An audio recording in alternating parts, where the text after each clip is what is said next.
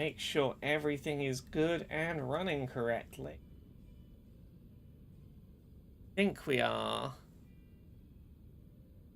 live. It looks like it is good, because that means we can just jump right in any moment. How is everyone doing today? I can do the little tweets that say we are live.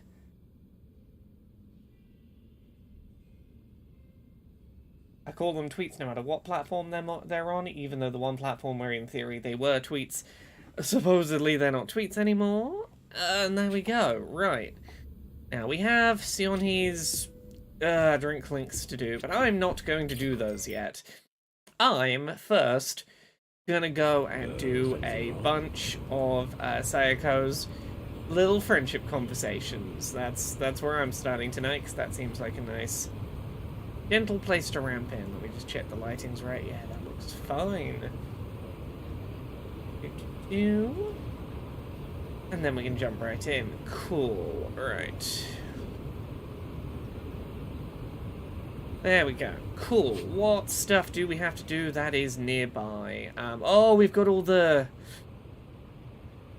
We've got all the hero, part-time hero stuff to do as well, haven't we? Which we probably should do. We should probably do some combat in this half of the game, I imagine. We'll work our way around. We'll find it all. Off we go to be a hero and learn about what Sayako's been up to since ghosting Ichiban at the start of the game 50 plus hours ago. At this point, it's probably closer to 60. Gosh.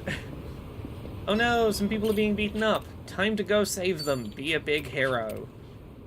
I should be saving before I do these in case I am underleveled for any of them, but...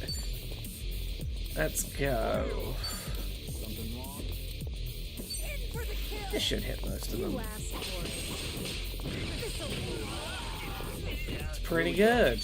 Okay, then we can go...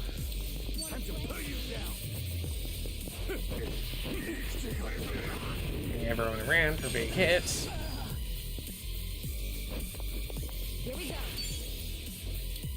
What have we got? Oh yeah, Sayako's new to the party for...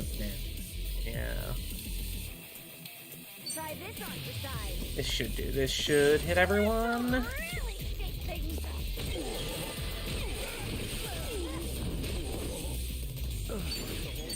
Yeah, this should level us up. Get those levels going up nice and quick, doing level appropriate combat for a bit.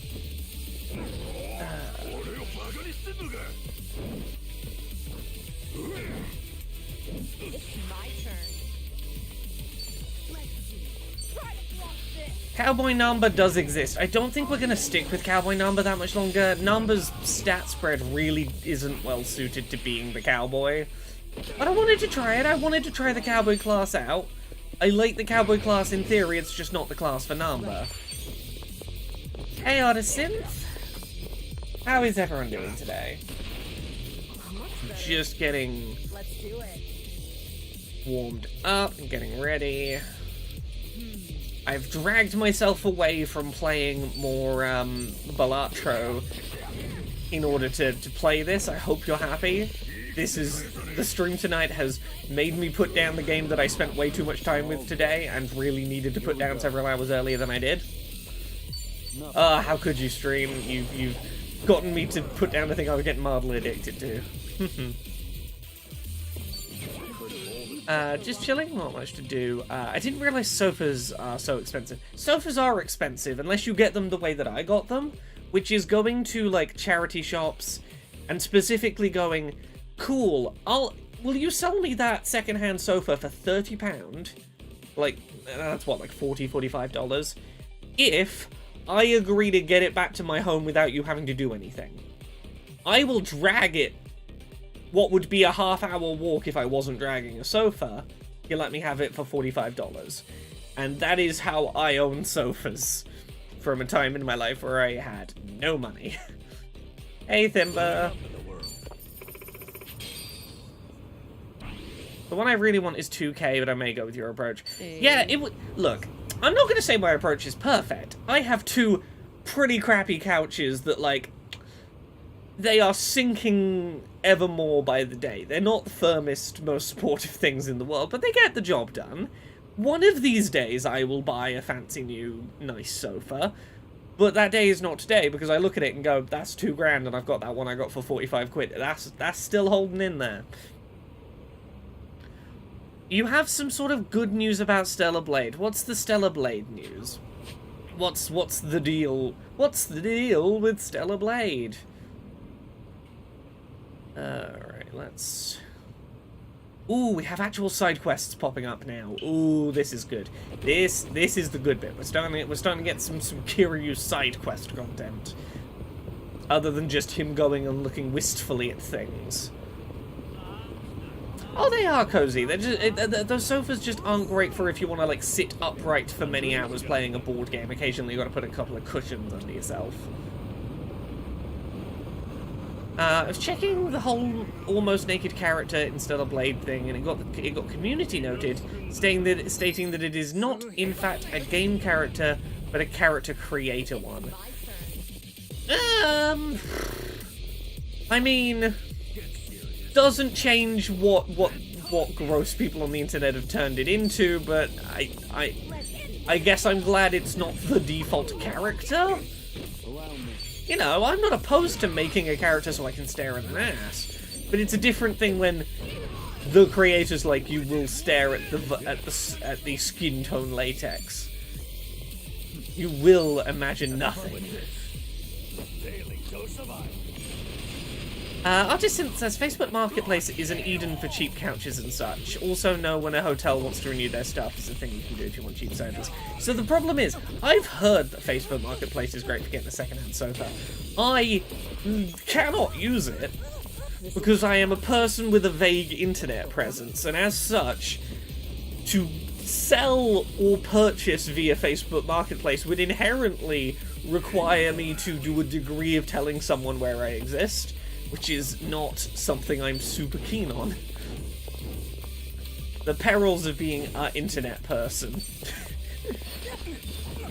Supermarket Simulator is the new streamer hit. A game that you basically do is run a supermarket. I've heard about it. I've heard fun things about it. I think Conrad streamed it recently. I think he was enjoying it. But as someone who worked a retail job, I have no interest in working a virtual retail job in my free time. Like, that feels like a streamer game for streamers who never had to have a real job. In the politest way, I'm like, oh, are you cosplaying the fantasy that rather than going, nah, I don't want to be reminded of the reality. There's more where this came from. Here we go. This is where we're going to start getting the decent level ups. Let's remember to save regularly. Oh gosh, I've been playing a lot of things this week. Podquisition tomorrow is jam-packed with me going, here's a lot of things I played a little bit of. I played some new Playdate games, which was nice. The new Lucas Pope developed Playdate game, Mars After Midnight, is finally out, and I've started playing that. It is What If Papers, Please was funny and less depressing and about silly aliens doing farts. And I'm very into that. Okay, let's rescue these people from Part-Time Hero. This is going to get us some decent cash. Yeah. I binged through in a single sitting Snufkin, Melody of Moomin Valley, which is a Moomins game about standing up to cops, reclaiming public spaces, private parks as being public spaces, and protecting the environment while playing music and doing little quests for animals. It's adorable.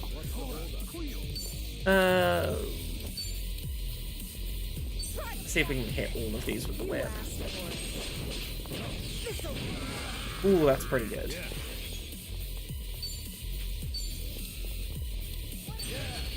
That'll hit a couple of people. But yes, today I've been playing Balatro, the sort of poker deck builder that everyone has been talking about, and I understand why everyone's into it. I played like 6 hours of it today, and I get it.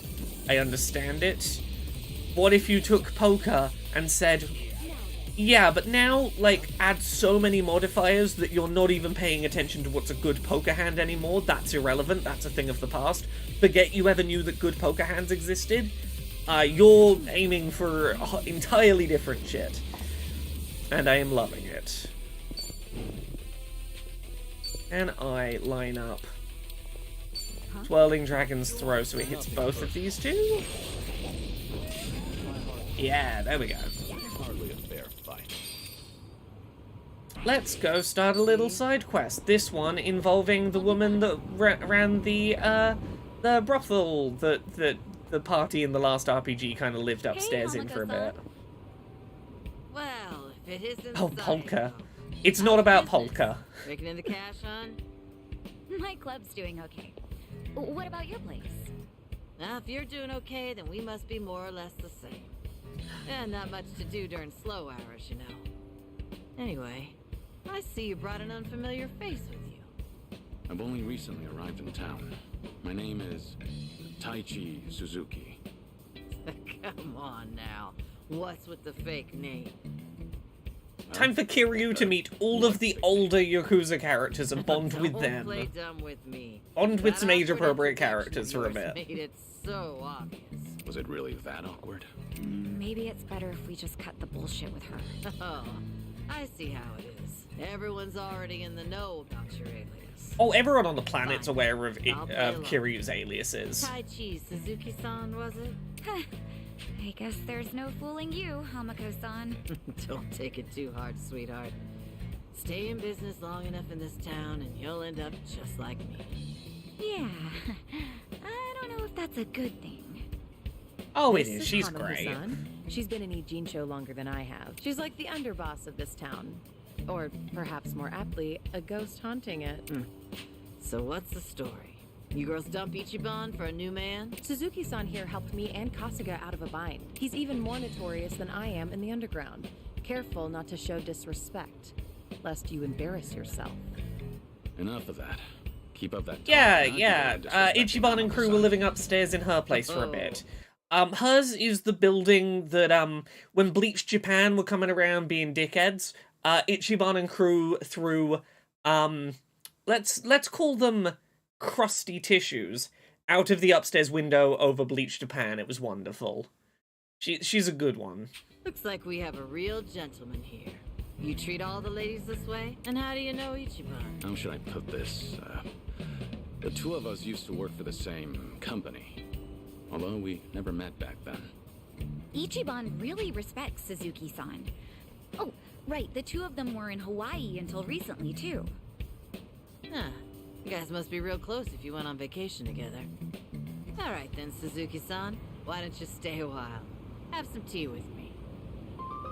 Are you asking whether, Seonhee, the pink-haired girl, Yes, whether, her friend, I'm assuming that's, What? I'm Junji? not gonna eat you The up sort of right silver-haired, now. Oh, you too Korean busy guy. to have one cup He of tea hasn't with shown an up old hag yet. like me. He hasn't shown up in this yet.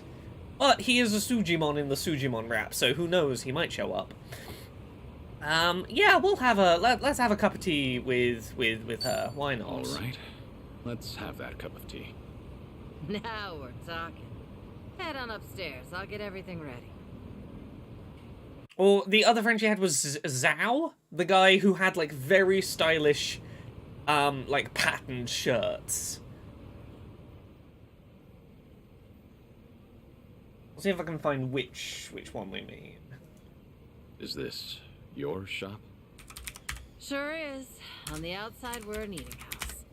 Normally, you'd be serviced by some girls. But if you're looking for that kind of special treatment, That's fair. I'll Come back yeah. another Zhao, time. Zhao was Chinese. Of course. Junji was Korean. I'm finding images quickly so I can just like very quickly go. Was it this one or was it this one? We'll get there. Come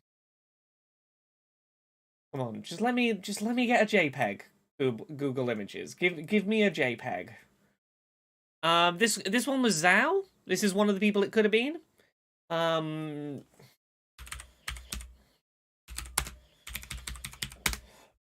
And the other guy has sort of silver hair.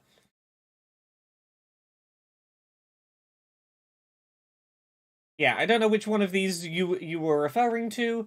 Here we go, yeah. That's a fucking web P. One sec. Yeah, if it's either of these two, they haven't shown up yet, but like I wouldn't put it past either of them showing up, you know? They're both, as I say, they're both Sujimon that can appear in the Sujimon rap, so keep your eyes open. I only remember their names properly because I had to make a rap involving them, and that has seared their names properly into my brain. I'll have to charge you for that. No, I'm fine. Or what society would call a shady business. Remember that politician, Ryo Aoki? A few years back, he came to a Jinsho. Yeah, he was our sort of fake He made brother this swapped at bold birth. claim that Bleach Japan, the MPO, would build shelters. Yeah. Those who work in places like this, and their families, could live there free of charge and get job training. Yeah, for anyone who doesn't remember the first Like a Dragon, this woman was running a sex work establishment. A lot of her folks there were like not documented or were in situations where they couldn't go back to their homes. And these politicians came into town making promises of like, hey, there's these new shelters. Don't worry about if you don't have paperwork. That is not our concern. You know, we'll sort of give you free accommodation, job training. You know, your families can be here too. And like from the outside, it's easy to see that is like a real fucking honeypot trap. But it seemed sincere at the time, and a lot of her girls got rounded up by the government, and it really fucking sucked. Sounded like a brilliant idea. Now that's real philanthropy, I thought. He even told me I could be the dorm mother. So I was near ready to sell this place off. Why is this place still standing? Because that shelter was a bald-faced lie. Ryo Aoki's true objective was to gain popularity and gather votes by wiping out the gray zones and everyone in it. I made my girls go to a shelter, but it ended up being a mousetrap. Lion's lair, actually. Now they were all arrested and deported. The ones working here now are all new. The kind of girls who come work for me don't even have family back home. That's why they stay here in Ijincho. I was duped all because I was careless. Now I have no idea how any of those poor souls are doing. I see. Sorry to hear it. But it sounds like you had no way of knowing that. I mean, you maybe could have seen it was The too thing good is, to be true, I but should have known. yeah. Ichiban and them saw right through Ryo Aoki. They even had their suspicions about the shelter. But you just wanted to do the best for And your they tried to girls, warn me. and But I still went and got myself fooled. I even yelled at Ichiban, telling him not to doubt Aoki's good intentions. You're not the one at fault, Hamako-san. sometimes you don't want to look a gift It's horse in real the help. mouth, I believe is the phrase. I know that, sure. But never got to apologize to Ichiban for yelling at him. Now it's been years since, so I completely botched the timing. And knowing him, he might not even remember that one minor detail. I mean, he So I probably wonder- remembers it, but he Maybe probably I don't need to has apologize. forgiven you long ago. I never stopped wondering since. Is that why you decided to confide in me? Ichiban So I has could be your zero messenger? requirement for you to apologize. Come on. I'm not that shameless. Nah, I just wanted someone to hear me out, I guess. Sometimes you But just there's want no to way talk I about can your tell Mom what a feelings. psycho. Nah, I don't need them seeing me weak and vulnerable. And you thought I'd be a good confidant? Well, Ichiban respects you, doesn't he? And you were with him until recently. Anyway, did he say anything about me while you two were off in Hawaii? Oh, what do I tell you?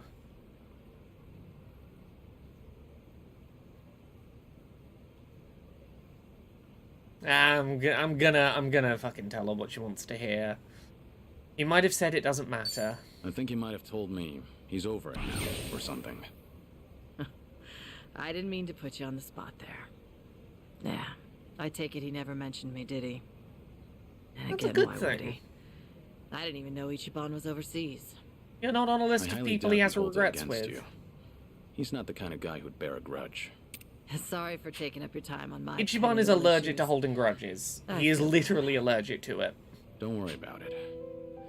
We all have those nagging doubts in our heads. You're not alone on that. Even if you want to forget, you can't. Because you never got the closure you needed. Closure. When you get to be my age, you're always gonna have unfinished business. Can I just, like, stop and take this in for a second? I don't know any other video game I can point to where you get to have just two characters in their 50s plus having a conversation about, like, regrets of a life lived and going, here are the things I did in life that I had the best of intentions with that fell apart, and I just want to offload feelings, and I just want to be heard on them. Like, a conversation like this doesn't happen in games. And to think it's in the same game where you have the fucking Animal Crossing island and the Sujimon League. I love that this game is as many things as it is. Right, I feel the same way. But recently, some things came up in my life that got me thinking. Tying up all those loose ends made me realize that. Getting closure is for the better. I'm gonna say that purely because I want Kiryu to believe that. Kiryu deserves closure, and he's gonna need to give himself permission to seek that. Sometimes getting closure is for the better. It's easy to keep putting things off. Until one day you're told your time's up. Wait, what? Back up. Is something Yeah, wrong with what your other mom? game do you get two characters talking about, like, look, I'm probably gonna die soon. I got regrets. That can't be further from the truth. You never know if your time with friends and family might be cut short. So make every moment count. Take your own advice, If it's really getting under Kiryu. your skin, then if I were you, I'd just apologize. Think I get why you've got Sayako and Sun Hee waiting on you hand and foot. They're doing what? Did you really have to put it that way? Well, at any rate, I do feel better after talking to you, Suzuki-san. Now I'm actually looking forward to the next time I see Ichiban. That's so. Glad to hear. I should get going now. And don't tell Saiko or anyone about this. After all, I'm supposed to be some hardened old ghost. I can't have them think I've gone soft. Don't worry. I can keep a secret. Thanks for the tea. Terra says, Bleach Japan pulling this shit in the last game made me so mad. As an ace, I don't get sex, but attacking sex workers is attacking our own urges. Hating sex workers is self-hatred pushed outward. Whoever he was.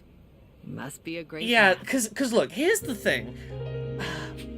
The whole thing with Bleach Japan, like, targeting this place was one of, like, the hardest one of the suckiest moments in Like a Dragon, because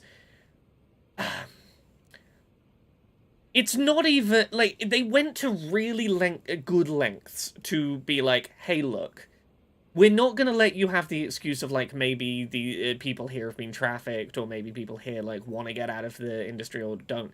You spend so much time in this sex work establishment basically being like, look, here's the stories of the people who are here and what this offers for them, and to really get to know the people running it and to be like, look, this is consensual, this is helping, like, parents keep a roof over their kids' heads, this is sex work done consensually correctly, and to watch such a good example of, like, what consensual sex work as work can be torn down, and specifically have its downfall tied to the person running that business just trying to do the best for the people in their employ and everything falling apart because they tried to do something good. It's really a real gut punch. Yeah.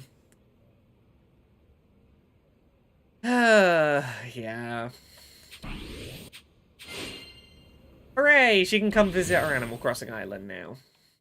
Right.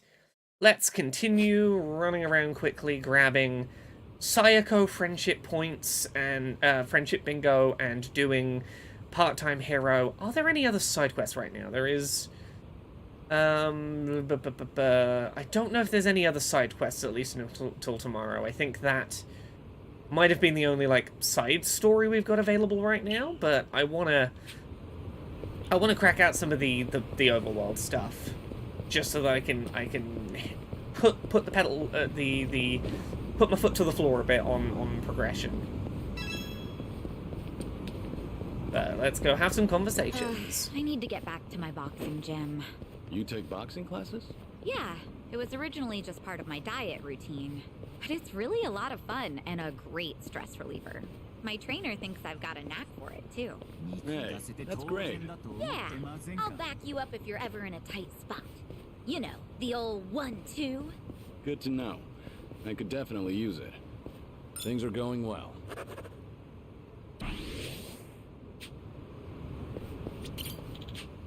Yeah, but Bleach Japan and the way they were represented in Like a Dragon really had a lot in common with, like, the current rise of the, like, the Christian right wing in America and their ties to politics and the ways that the Christian right is being sort of weaponized for certain political goals. Feels really timely, as something that Bleach Japan sort of very much felt representative of.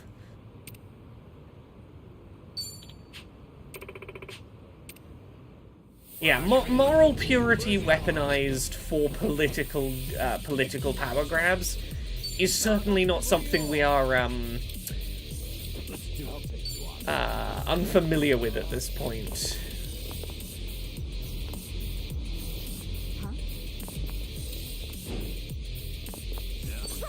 Okay, this should get 3 of them, I think. Allow me.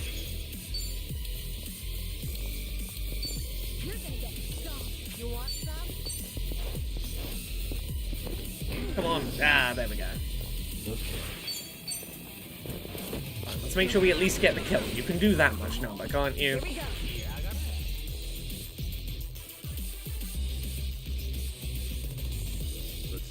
Yeah. If everything to do with the parental lineage stuff in Like a Dragon was wonderfully, it made perfect sense despite being, you wouldn't have seen it coming. It was very well done.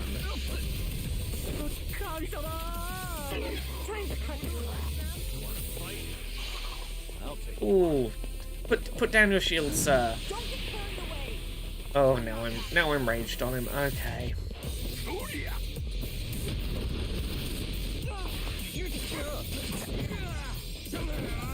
Here we go.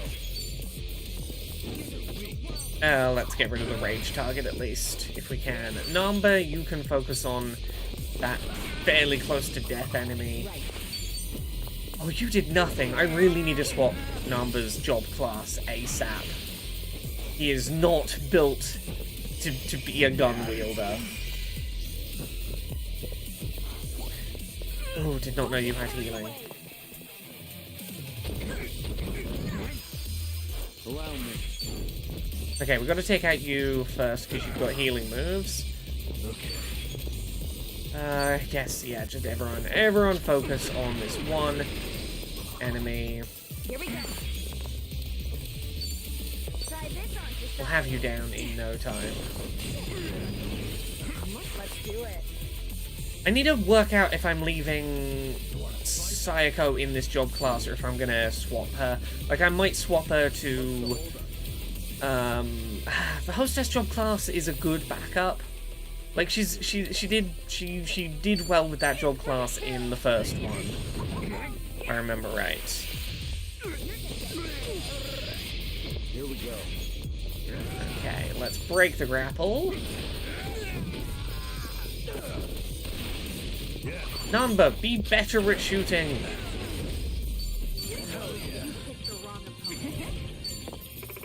Level ups left, right, and center. Okay. There's a hello work down this road. Screw it. Let's just run to hello work. Let's swap job classes around. Kiryu's gonna stay in his default job class because it's too useful to be able to do a grapple without having to use any MP. That is too good of a bonus to give up on the party. And I like Sayako's sort of stab claws already, the Wolverine claws, but we can probably... Just find something presentable. Nanba can be,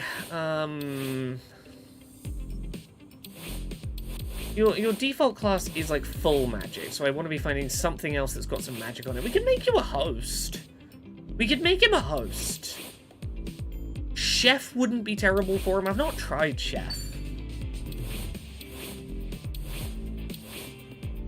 You know what? Let's go chef. Let's try chef number. With what skills can we let's get you pigeon raid, yeah. Okay. Do I want to swap Sayako? Are there DLC jobs for this game? There might be. I have the DLC stuff for this game. Thank you, Sega, for sending me those codes. I don't know what's DLC and what's not, so let me look quickly. Infinite Wealth Job DLC. What job classes are... Okay, the DLC ones seem to be the American football player and the tennis player. Are there any others? For the male job class, there is the... Yeah... It seems to just be the two of them from what I can see. So for the girl, they can play tennis, and for the boy, they can be in sort of rugby gear. Right. Yeah, Sayako's the other one I might swap. Idle might work. You're pretty across the board, so we could go idle. That would be similarly across the board. You don't have Night Queen yet. We don't have... Yeah, tennis is one... You know what? I've not tried the tennis class, and it is one of the DLC ones. Let's give tennis a go. Let's go bright pink and blue tennis. What's in this season? And let's remember to do skill inheritance if we can. Can you... No, you can't skill inherit anything yet. Well, we'll give it a go. Let's see if these job classes are any better for Namba and Sayako than the ones we had them on. They'll beat up some more people that are targeting random civilians. Why does this game have all the minigames?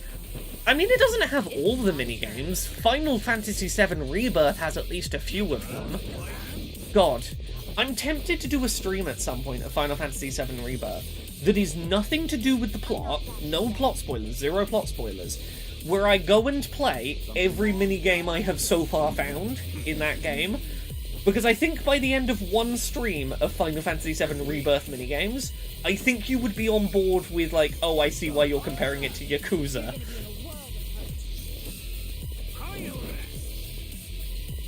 Does it have Pocket Circuit? No, but it has Dog Rocket League. It has Dog Rocket League. It has very good card game. It has Chocobo Racing. Chocobo Racing's pretty good. I don't want to say too many of them. Dog Rocket League is the one I tell people about when I try and insist on them how weird that game is. Okay, right. What are my new things? Oh, okay, I'm still on here still, so we can just do regular melee, and that's probably fine. Kick you two into each other. Speedy super serve. Ignore guard and applies your weapon's attributes. Ooh!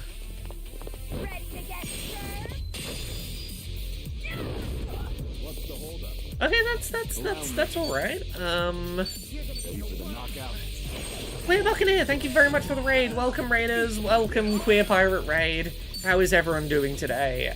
We are playing Like a Dragon, Infinite Wealth. It is a gritty story about crime drama.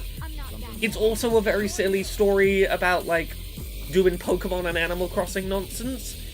It's also currently a game about a man with cancer doing his bucket list. This game is a lot of things. Right, what new moves have we got with Namba? Medium well. Let's try something magic based and see if Namba seems... Okay, Namba is useful again. Good.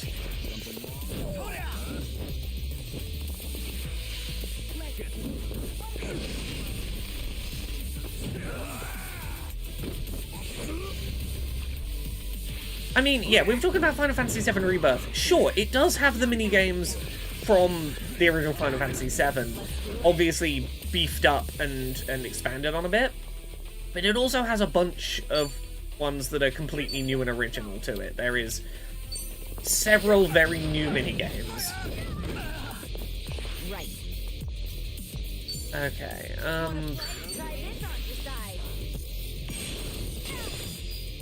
okay, that's a nice easy QTE to do, at least. Kiryu, wake up. Number, wake up. Sort yourselves out.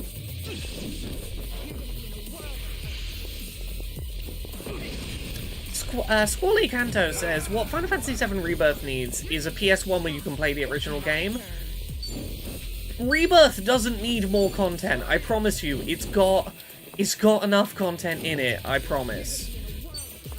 The amount of content in there is survivable. You'll be okay without more content.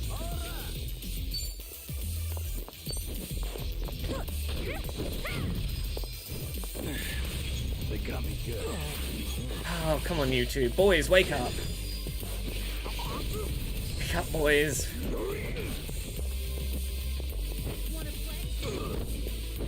Let's do it. I'm not that down. Dark Steel, I am aware of Akira Toriyama's death. Look, my history with Dragon Ball Z is that it was probably the first anime I watched where I knew that anime was a name for a thing. Like, you know, I watched, like, Yu-Gi-Oh! And Pokemon and stuff that was, like, you know, for kids dubbed series that I just thought of as the same as, you know, other cartoons. Dragon Ball Z was the first time I remember, like, knowing that anime was a thing and that I liked it. Growing up, my parents' bedroom TV was the only one for a while that had, like, the fancy channels for a while. And I remember, like, sneaking away to have opportunities to go sit on my parents' bed on a little TV, little 4x3 TV, and watch occasional episodes out of context with no real sense of like, the wider story.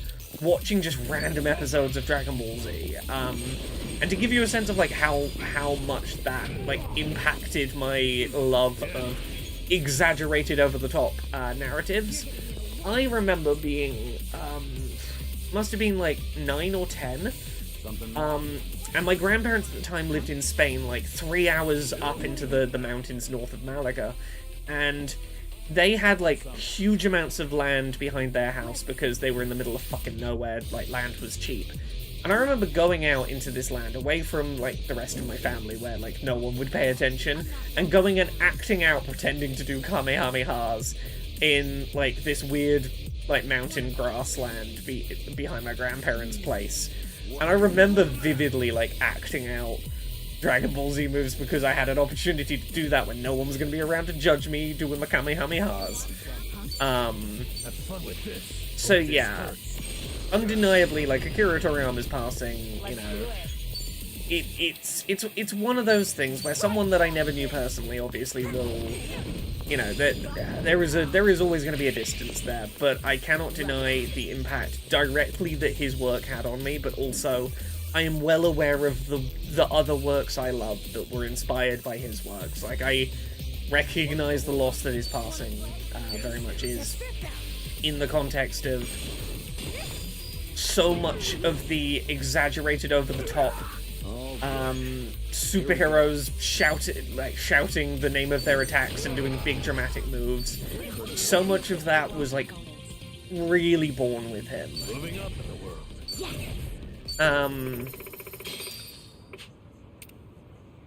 So yeah, I hope that answers your question. Yes, Akira Toriyama's passing is one of those things where it's, you know, I am very aware of the legacy he had on art that shaped my love of exaggerated media. A lot of this can be said for, like, anime generally as a genre, but a lot of the conventions of modern anime that this is true for, a lot of it stems from Dragon Ball Z's popularity. As someone who's autistic and struggles with, sometimes with, like, subtlety of conveyance, I really appreciated it as a kid. like, really in-your-face exaggerated, everything turned up to 11, subtlety is for cowards. I've heard of writers that use it and they're all fucking cowards. Like, that energy of delivering a story was really, really useful for me. It was something I latched onto really well because I found it didn't take, like, heavy effort to follow in a way that I just got to enjoy and not have to do work to enjoy, and that was important to me.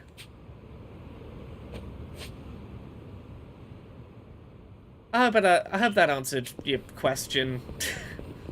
God, I'm just thinking about Dragon Ball Z memories that mean things to me now. I got so into, on the Wii, Dragon Ball Z Budokai Tenkaichi 3, I believe it was. That game on the Wii was right up my alley. Squally Kanto says, it reminds me of the comic strip with two boxes in a ring, and I know which one you're referencing here. One starts to say, Kamehame, the other boxer says, nope, I'm out. And the next panel is him saying, I don't know if he could do it, but I'm not taking the risk. Yeah, it's, no, I want to fight these guys, not the other ones that are trying to fight me. Yeah, you never take the risk that maybe they will be the one person who does the Kamehameha. Look, I'm glad I didn't grow up in an era where, like, the internet was readily available, because you know there's, like, those early YouTube era videos from, like, 2000, 2006, where it's, like, kid tries to go Super Saiyan on camera and uploads it to YouTube. I'd have 1000% been one of those kids. Okay, I've never told this story before, actually. I won a prize at MCM Comic-Con one year for being pulled out of a crowd to do my best Super Saiyan transformation yell, and I won a little prize. There is no footage of me doing this. What did I win? Can I find what I won?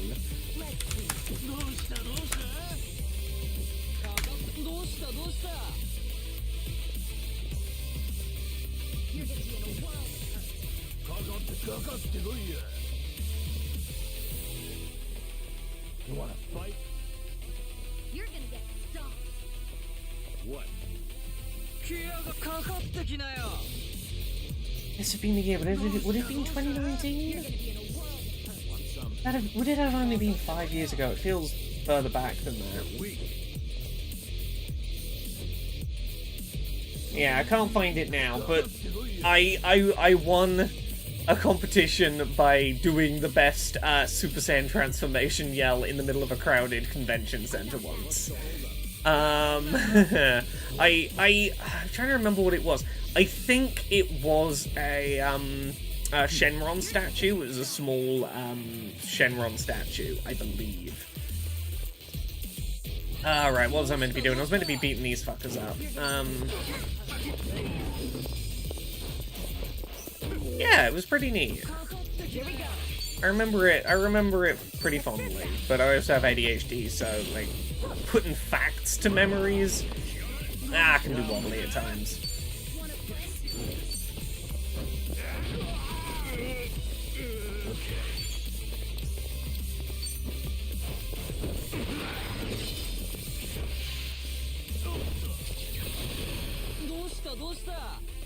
Don't steal Xioni's MP. She's got none already.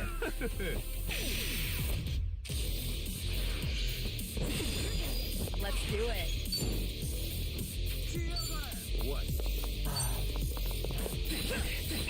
Who was it that I interviewed off of the Bandai? I interviewed some of the Bandai Namco people one year, I believe, to do with a Dragon Ball Z game coming out. Does any of the old MCM Buzz stuff still exist? MCM Buzz.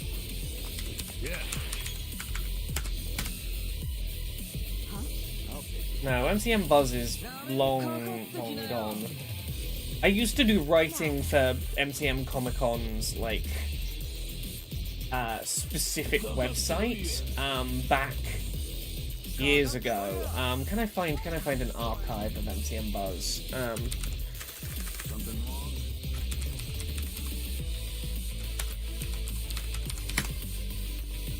Let's see if I can go find my old anime writing from that era. Might be able to fill some details in. Yeah, because fun story. The buzz in Laura K. Buzz came from the fact that I created a Twitter account because I'd gotten my first writing gig and I needed some kind of social media presence, and I was writing for a site called MCM Buzz, and later I wrote for a site called 3DS Buzz. Completely unconnected, just two of the earliest places I did unpaid writing were coincidentally websites that had Buzz in their names, and one thing led to another, and like 15 years later, that is still a fundamental part of how people think of me on the internet. Still got no MP.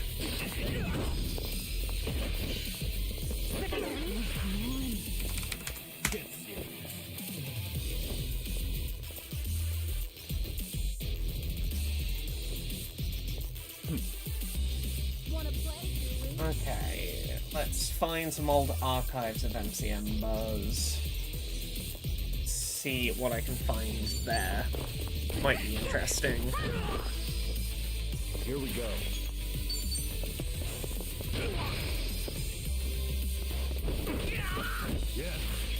That would probably do. Let's load a 2017. God, this is 7 years ago. I'm digging back into this old website. It's the first place I got an opportunity to do like get review codes for when I go to press events. Like I remember going to stuff like I think it was the Halo 3. Would have been a Halo 3 press event, or like the first Forza Horizon I covered for MCM Buzz. A lot of my early writing there just doesn't really exist anymore because internet preservation fucking sucks, but the joy of making work on the internet. So many of the things that were like instrumental to my early career just sort of fizzled out into forgotten websites. Oh god, by 2017 they were MYM Buzz. God, yeah, I forgot they became MYM. That was the magazine branding. Because for a while, MCM had their own magazine called MYM, which was sold in like UK news agents. I used to have like a monthly column writing about like nerd pop culture music stuff in the last page of MYM. It was how I got to interview Frank Iero from My Chemical Romance, was through doing a feature for the last page of an issue of MYM. Let's do it.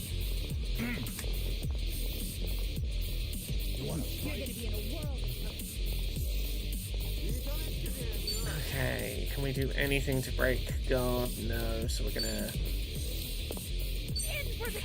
focus on you. Here we go. We can break.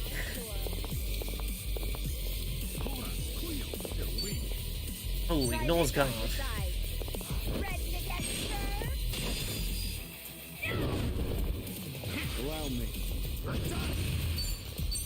There we go. Happy Wednesday. Hashtag citrus bitches to you, incompetent hero.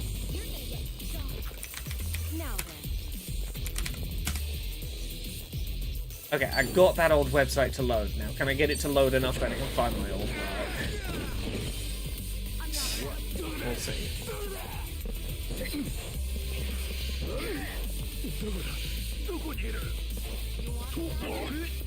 It's my turn.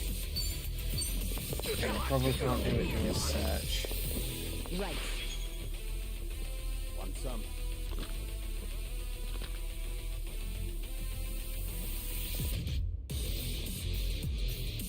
I have to go back further. When was I writing? That would have been like pre-pod position. The pre-2014. I'm gonna have to go further back. Something wrong? God, realizing how far back some of my early writing is, like how long ago it was, it feels it feels so relatively recent, but I realized that, like, I was living at my parents' when I was writing for MYM. I was still in the supermarket job when I was writing for MYM.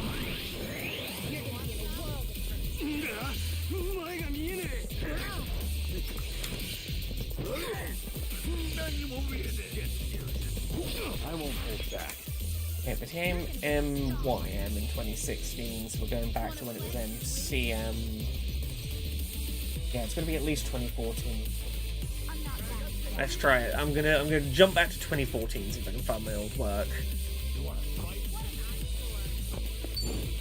Yeah, no, it used to be I would get free access to MCM in exchange for writing. I think I had to write 5 like short pieces over the weekend, but I would get a free weekend pass. Somewhere I have a shirt with an MCM Comic-Con press thing on it, like it's an embroidered MCM logo on the front and like press on the back or staff on the back. Because like I was like a reporter for MCM. Like I was MCM's internal reporter team. We had like a secret little room upstairs in MCM where I could go and like write up my stories in between appointments. Moving up in the world. It was a different era. It was entirely unpaid writing. Okay, let's see. Can I find something that I wrote? Because that'll probably help me find... what I was trying to find there. God, my old... I dread to think what my old writing looks like in hindsight. Oh, Shalimar, God, yeah, that was the person... This is thinking back to the people who first taught me writing skills. Like, my earliest writing stuff was with, a pair of people from MCM, Shalimar and Stewart, who put so much effort into, like, helping shape up my early writing. Feels like a lifetime ago. Convenience stores always have that great Oden soup smell. What would you say is your favorite part? Ooh, well, there's shirataki noodles, eggs, beef tendon. I mean, it's all great, but I've really enjoyed cabbage rolls lately. Huh, cabbage rolls. They put those in the soup now? Yeah, the meat goes perfect with the Oden broth. It's the best. That does sound good. Daikon radish was the standard in my day, since it soaked up all the soup. Maybe soaked up cabbage will become the new favorite. All right. Soaked up cabbage, Kiryu, sounds like something an old man would think sounds delicious. No, old writing I think about, like, I remember the first time I got sent, like, a review code for a game to do a review for a website, like a proper website. One of the earliest ones was, What Culture. Some of you might know whatculture.com. They have a successful YouTube channel these days. Back in the day, they didn't pay writers, and I did unpaid writing for them. I reviewed Spec Ops: The Line for whatculture.com. And that was a hell of a review to get dropped on me. Oh, that's one I wrote. I know, Interview with Raphael Sparge, the voice of Caden from Mass Effect. That was me.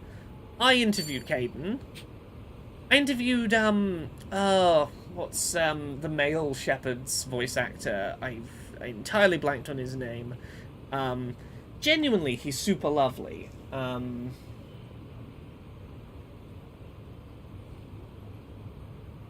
Completely blanked on him. Yeah, no, back in the day, What Culture used to be like a written article site. Is my old stuff there still there? What Culture, Spec Ops.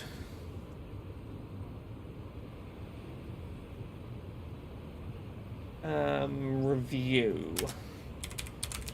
Is my old review up there?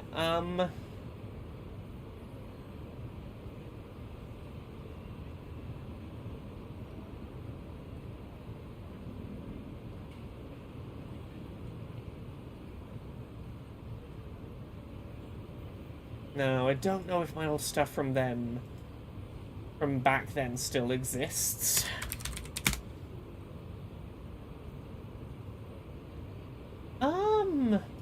No, maybe it does. Okay. Yeah, okay. I found an article from 2012 back on whatculture.com. 4 reasons Spec Ops The Line is the future of gaming.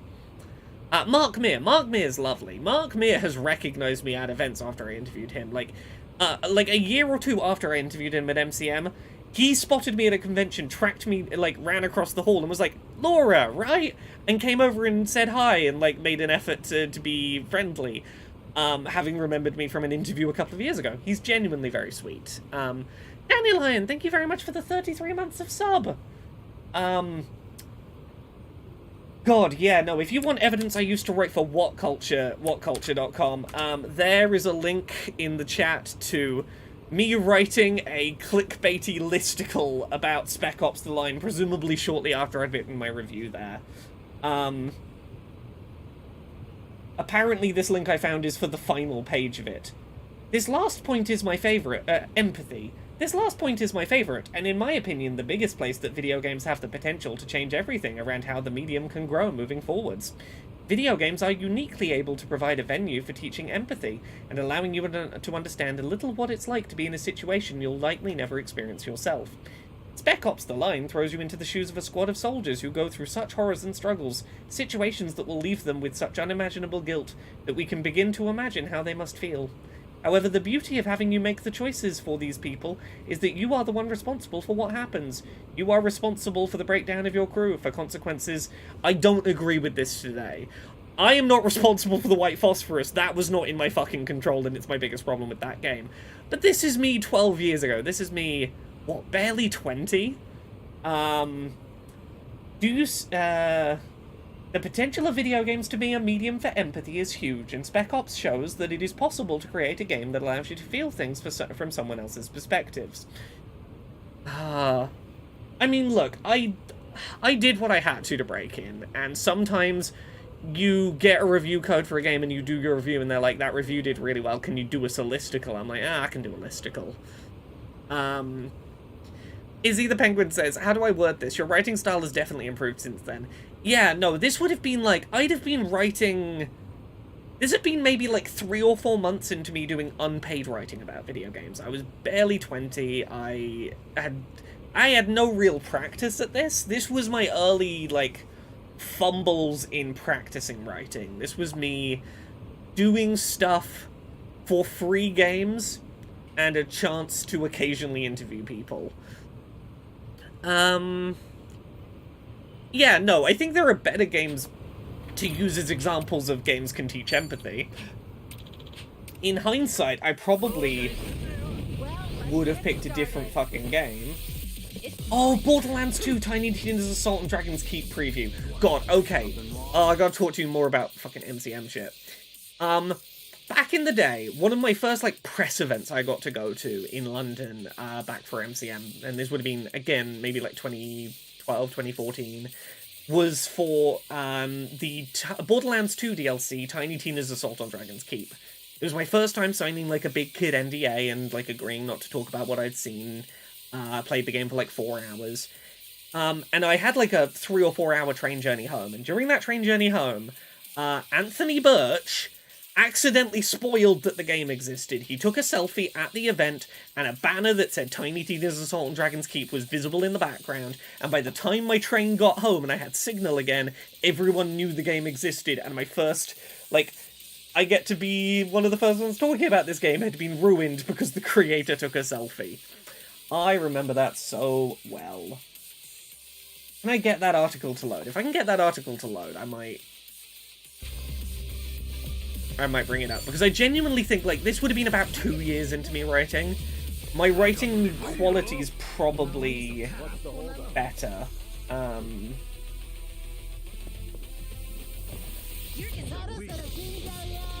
Let's see, can I find an archive of that article?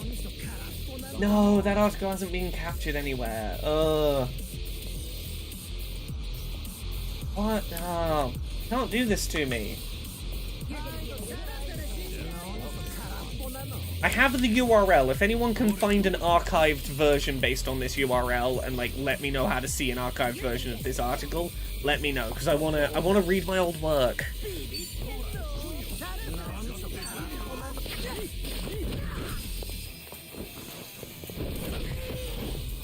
Right. Yeah, so much of my old work from back in the day is on sites that just don't exist anymore. Here we go. Any of this stuff archived?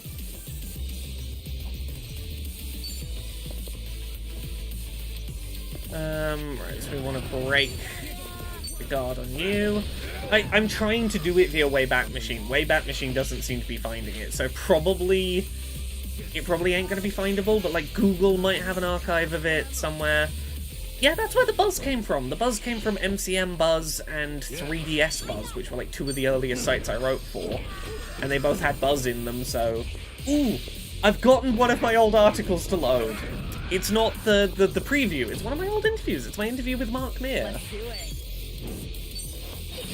This, again, would have been very early in me, like, would have been very early in my transition, very early in me, like, trying to build the confidence to do interviews with people. I did not have public speaking experience, so, oh yeah, you're learning the deep Laura chat tonight.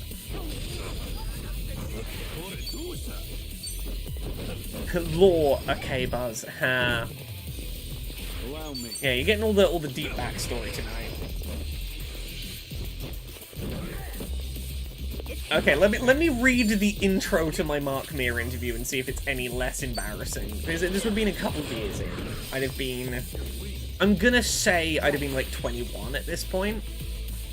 Let me get some text set up while we're here. It's the ultimate hero fantasy. The world is doomed, and due to a personal vision, only you know the end is coming. With nobody to back you up, you single-handedly build a loyal group of followers, growing that into your own personal army, to lead the assault that saves all life from certain destruction, defying the odds and ensuring your name lives on in legend.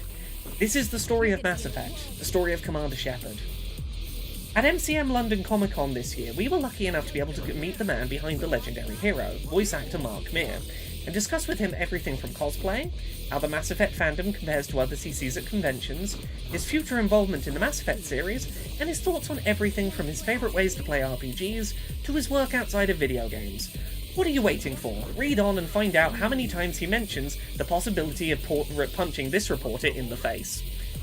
This was the interview where he did record for me the line that, like, I'm sure everyone fucking asked him to, was, hi, I'm Commander Shepard and MCM Buzz is my favourite website on the Citadel.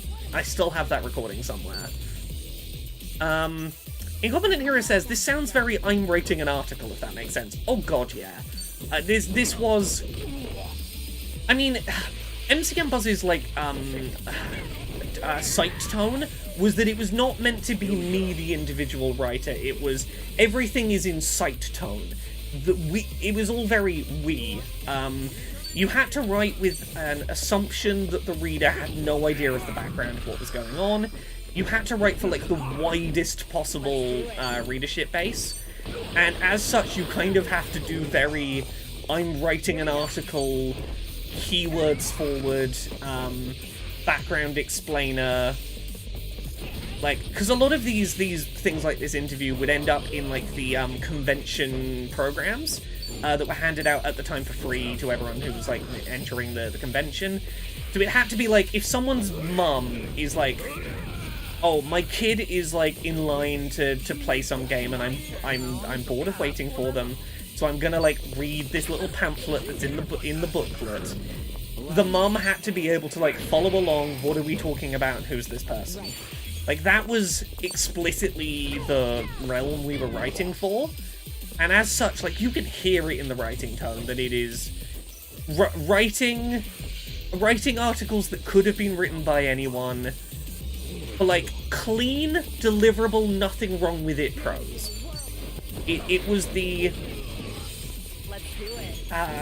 Write things that no one could technically have a problem with. Here we go.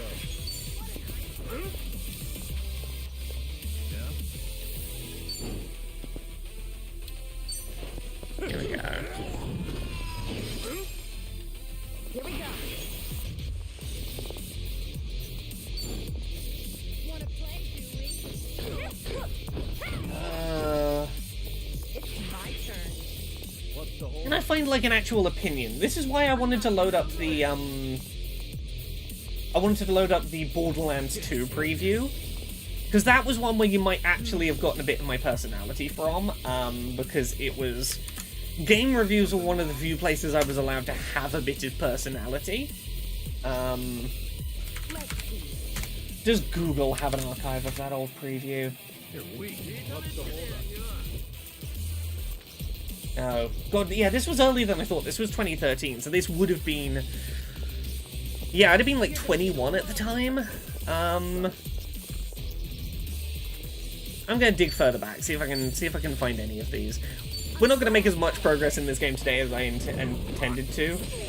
Oh, we have my old interview with, oh, that was a Anthony Birch interview. I got to interview a lot of cool people in that era. Like, but for anything, like, for anything impersonal that my writing required and that I wasn't really getting paid, I had the opportunity to, like, chat with a lot of cool people.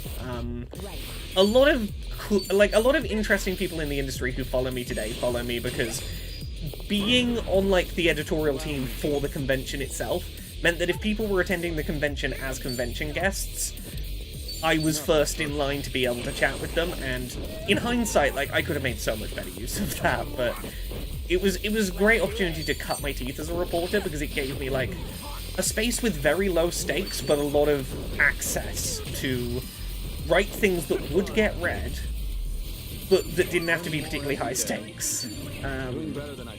Oh yeah, no, how old am I now? 32? I'm 32.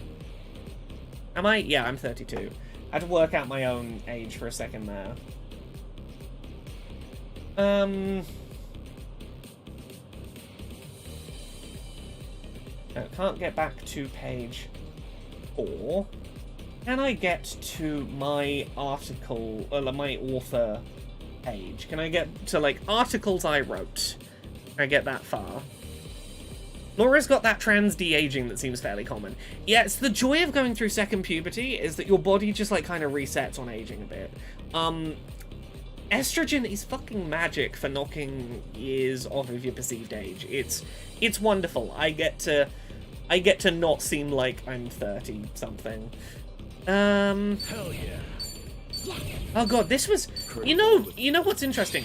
MCM Buzz was far enough back that I wasn't using my surname on articles, I was just going by Laura Kate.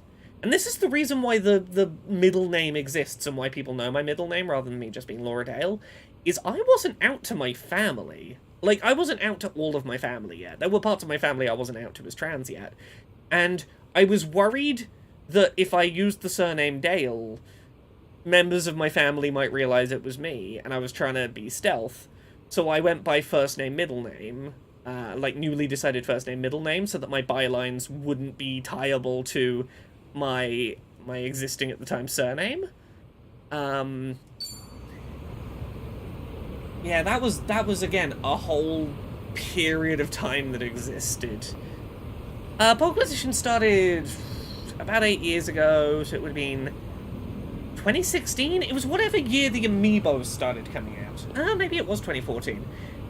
It would have been... I know that the first episode was about Arse Piss Amiibo. Link Amiibo release date. When did Amiibos first come out?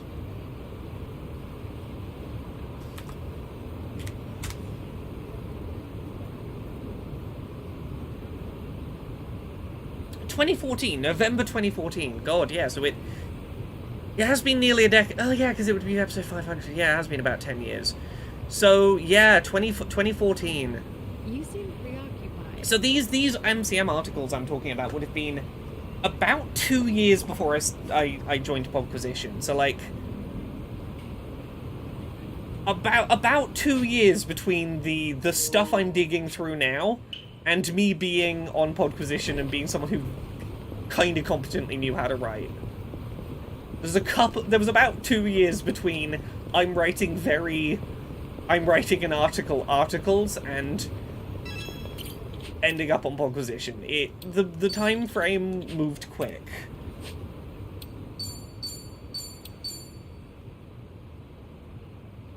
Can I find... Okay, here is an article.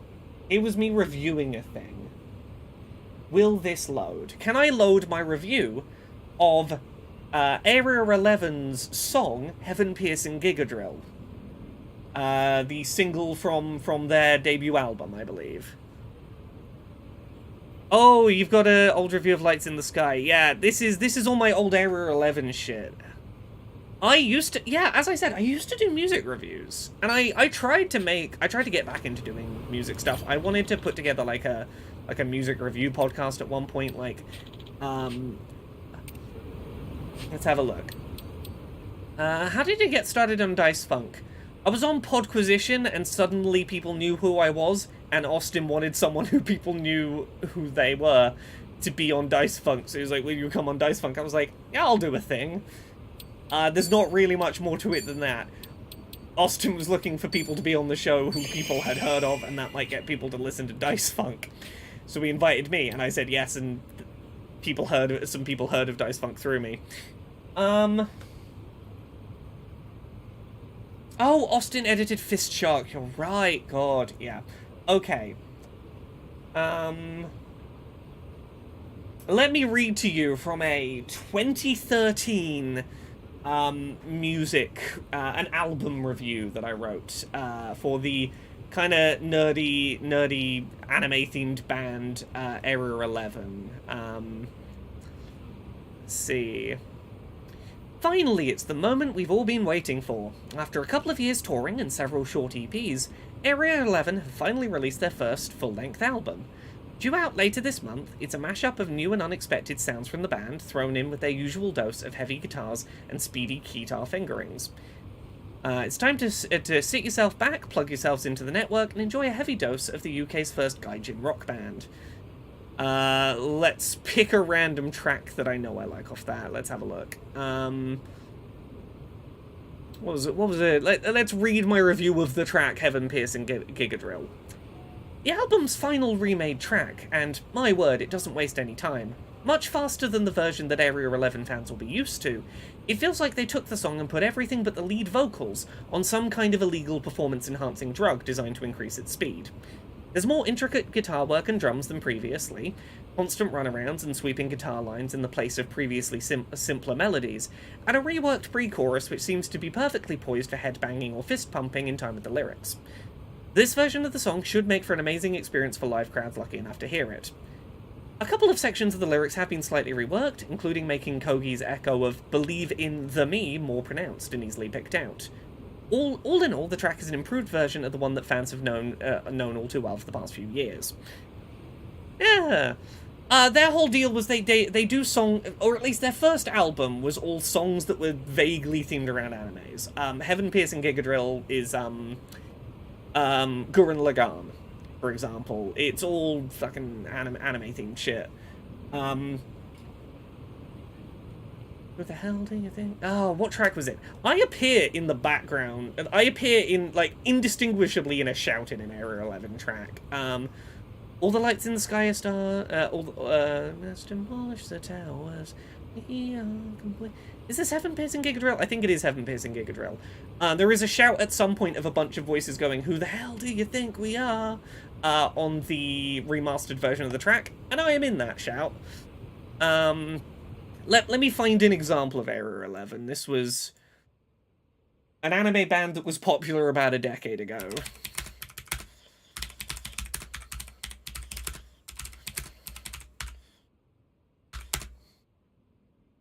Can I find the version that I am in the shout of? Oh, yeah, it's this one.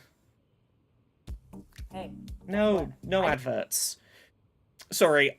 The ADHD is kind of spiraling today, so you're getting Laura's history lesson. This is where we're at today.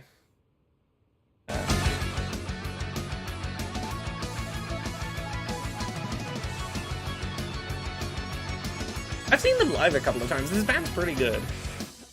Or at least I've enjoyed them. I can still remember every word to this fucking song. Fucking loved it.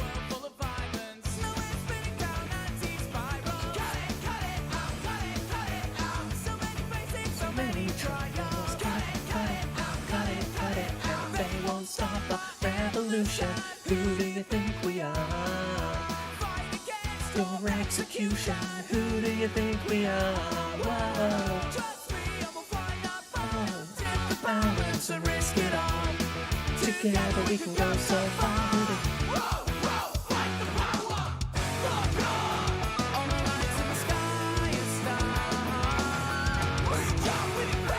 Let's demolish the towers.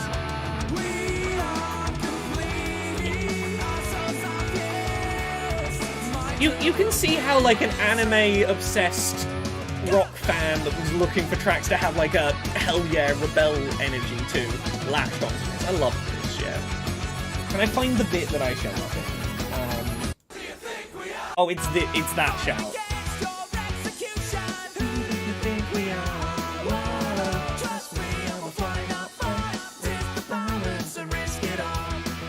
Here it goes. I'm one of the who the hell do you think we are's in that track.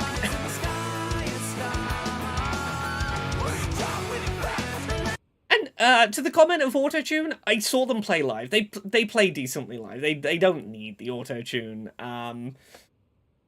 Yeah, it's one of a few pieces of music I can point to and go, I'm imperceptible, but I'm there. The other one of those for me is the song Planetary Go by My Chemical Romance. I am in the crowd of people dancing around in that music video. Now, could you pick me out? You'd struggle to, but I'm technically there. Anyway, that's a little peek into the lore.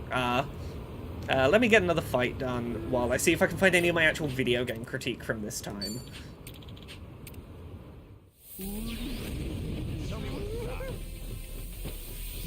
Let's do it. Can I load my Saints Row 4 review? This was one of my first times I remember being really proud of a review that I'd written. I remember really loving my Saints Row 4 review. So again, this would have been like 2 years into me writing. This would have been like a year before Pog Position. Yeah, if you look up the music video, it's a bunch of people dancing around in a crowd to them on stage. And that day basically involved, we're gonna play the same we're gonna do a live concert in London, and we're gonna perform the same song like 10 times in a row, and we need you to be energetic and bouncing around and dancing to it all like 9-10 times in a row. And then they played like 6 or 7 other songs as like a little thank you. I had to fake being ill, pretend I was ill to get out of work to go be in that video, because I got one of the very limited number of tickets to go do that, and I wasn't gonna pass that opportunity up. Ooh, we got one of my game reviews. Saints Row 4 2013. So yeah, this would have been like a year and a half before Pogquisition. This is what my game reviews were like at that point. Let's have a look. At least the ones for MCM Buzz, where I was having to do their site style. Saints Row 4 is possibly the most over-the-top, self-indulgent, and egotistical game I have ever played. But that's exactly why I love it. It's a game that never takes itself too seriously or boxes itself in, instead reveling in the absurdity of its own concept and pushing it to extremes. The opening minutes have you climbing an already launched nuclear missile to an Aerosmith soundtrack, becoming the president, having to choose between curing cancer or ending world hunger, getting attacked by aliens, and gaining superpowers. Weirdly, the game manages to completely outdo that intro sequence time and time again, consistently amazing me with how creative the design team of a single game could be. Let's jump through a little further. In some ways, Saints Row 4 does suffer visually.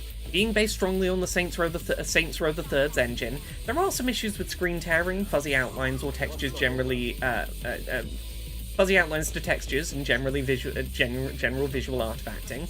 However, the game on the whole looks really nice, pushing an incredible amount out of the open world engine through its art style. I can sprint at high speed across the city with 0 loading times, and there's no visual dip when flying over the city from the top of the highest skyscrapers. No matter how many visual effects are happening at once, there never seems to be a frame rate drop, which really did hold up well, and made up for the occasional technical weaknesses elsewhere. The art design is really impressive. It carries the game, particularly within some of the core story mission worlds, or toward the conclusion where much of the simulation's visual style changes. The soundtrack is also top-notch, with the in-game radio stations, which can now be listened to outside of your car, working really well within the established world. There's also some brilliantly crafted moments of the game set to music, blah blah blah. Besides a few technical issues and some repetitive mission design, it is a wonderfully over-the-top, incredibly well-written piece of entertainment that consistently surprised me with how far it pushed its premise, and how far it was willing to go. It's one of my favourite games of this console generation, and I can't wait to see where they take the series from here, assuming that they continue forward, as this game already ends with an amazing hint as to how a future sequel could be even more outrageous than this one. Yeah, there you go. That's a relatively competently written game review. I don't sound too much like a robot in that one, right? When did you start at Kotaku? It feels like recent and long ago. Oh, relatively recent. It would have been... It's more recent than the Xbox Adaptive Controller, because one of my first pieces I wrote was interviewing Xbox Adaptive Controller users about, like, it was an article that was, like, 6 months on, how were people getting on with the Xbox Adaptive Controller, so it would have been about 6 months after that. When was Xbox Adaptive Controller? I think 2017? Yeah, release date was 2018, so that would have been... Yeah, it would have been, like, spring of 2019, so, like, 5 years ago? About 5 years ago, I started Kotaku. Probably like a year and a half before that was Let's Play Video Games. About a year before that was Destructoid. Like, Destructoid was right around the time I was starting on Podposition. They lined up pretty similarly. The Bureau XCOM Declassified. I don't remember what I thought of this game. I'm gonna be honest, I don't remember this game at all. You enjoyed it. Let's see what I thought of it. What did I think of this game more than a decade ago?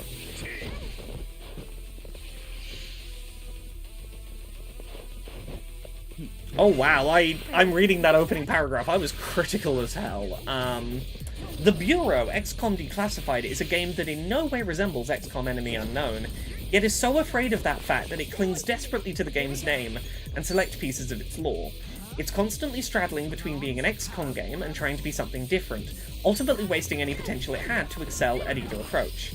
Every part of this game's design screams indecision, a reluctance to alienate XCOM fans while insisting it do something different.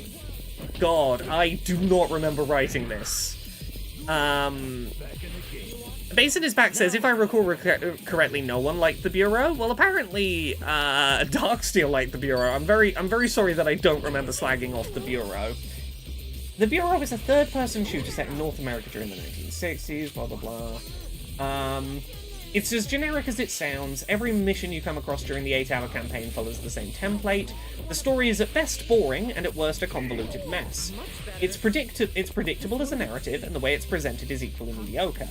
The voiceovers are weak, the lip-syncing poor, and music forgettable.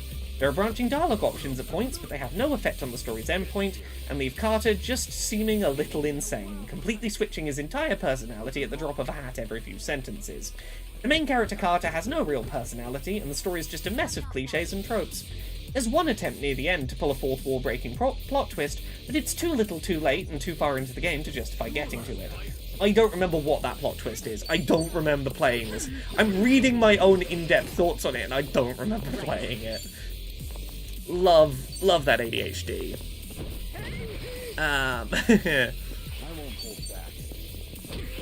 I don't remember here's the thing. If my review was an outlier and everyone had loved it and I'd been the only one who hated it, I think I would remember the game because I would remember backlash. I don't remember people being mad at me for the review, which suggests I was probably fairly on piece with average opinions. Oh yeah, that's XCOM. Oh god, Elite Street Boys. Yeah.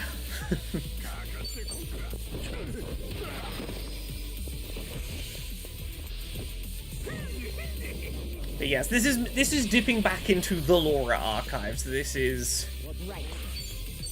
This is where I got my start. This was me writing hundreds and hundreds of unpaid articles of varying quality for sites that would just throw stuff at me and go, have an opinion as quickly as you can. And I was a teenager with very little to do with my time other than, you know, it wasn't my job, so I didn't have to worry about anything other than just do the thing and see how it goes. Oh, From Up on Poppy Hill. From Up on Poppy Hill is the Ghibli film I went to a press screening for, and From Up on Poppy Hill, or I believe is the Studio Ghibli film about incest. I remember going to that press event. It was an uncomfortable one. Whew. We should relish this moment.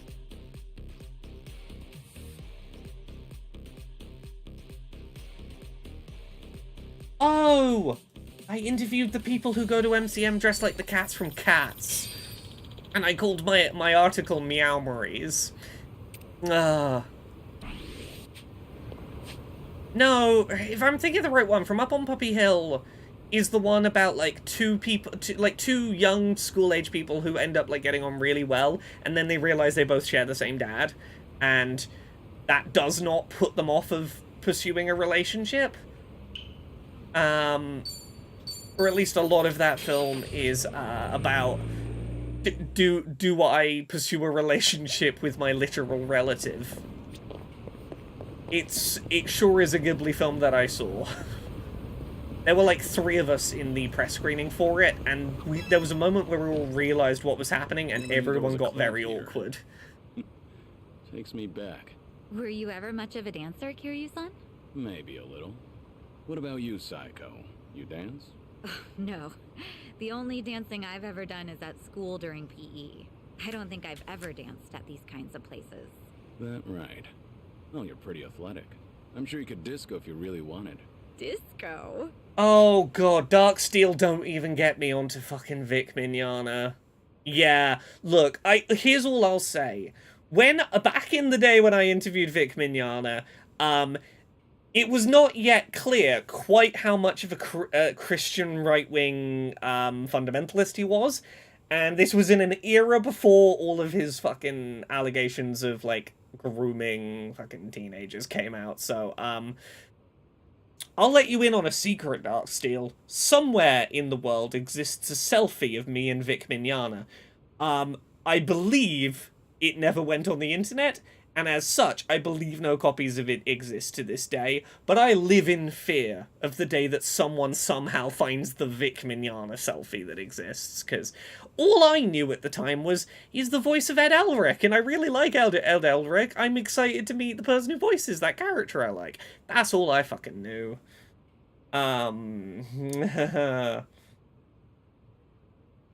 God, yeah, I'm pulling up old... I'm pulling up old stuff now from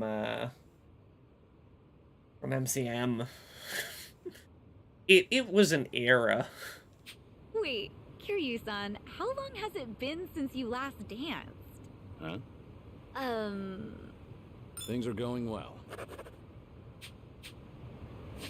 Okay, let's continue slowly trying to wind our way around these streets as best we can.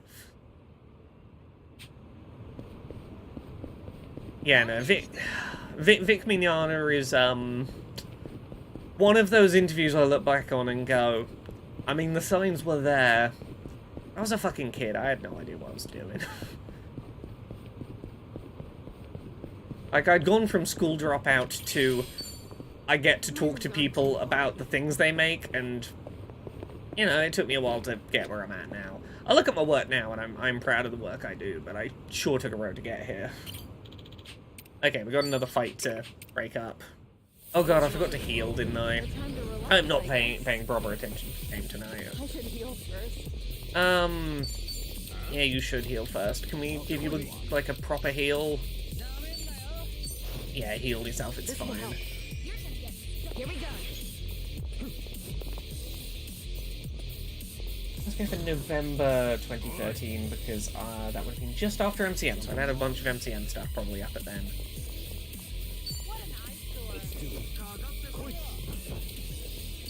Try this on your side.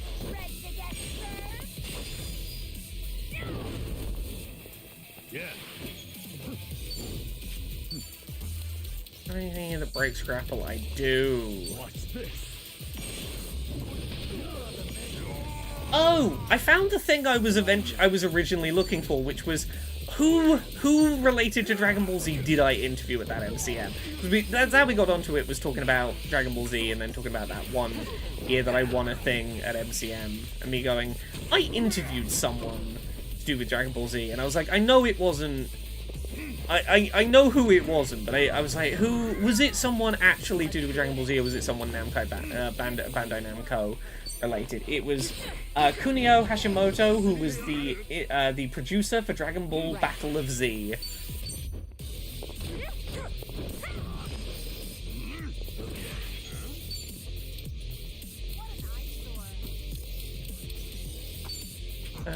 Are any of these going to be effective? Hit multiple enemies with a thing. Ah, fuck it, we'll just hit you. Here we go. Yeah, let's...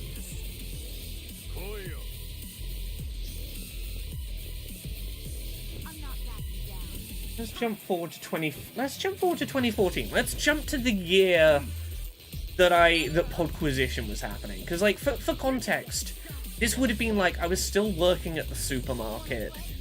Had no idea that Podquisition was going to be a thing. Like, I'd spoken with Steph a couple of times, like, here and there.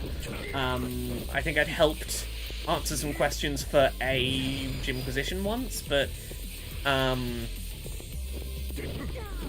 think there was a Gymquisition that had mentioned me and Zoe Quinn that I think Steph had also reached out to chat about. I don't remember the specifics of the event particularly well, but one sec. Can I grapple at all? No, but yeah, this was like 6 months away from Steph is gonna go, do you want to be on a podcast with me? No, it's not a one-off thing, it's like a permanent offer to like be on a thing with me. Would you like to do it?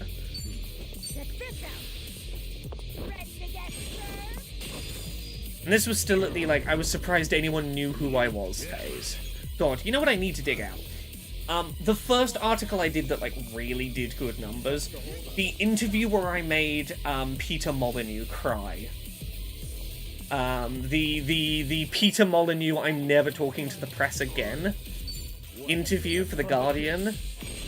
That was the one that, like, my parents realized me writing about games was, like, a real thing. Because that got... Remember when Facebook used to have, like, trending news as a little tab that was, like, every Facebook account saw, like, the top news articles of the day in the little top right bar? My interview with Peter Molyneux was the top thing on Facebook, and I remember telling my mum, just, like, open Facebook and click on the first news story you see. That one that's, like, the #1 news story. Go click on that. You're not seeing that because you know me. That's just everyone's seeing that. It was my it was my moment of I've done something of relevance that my parents will take seriously.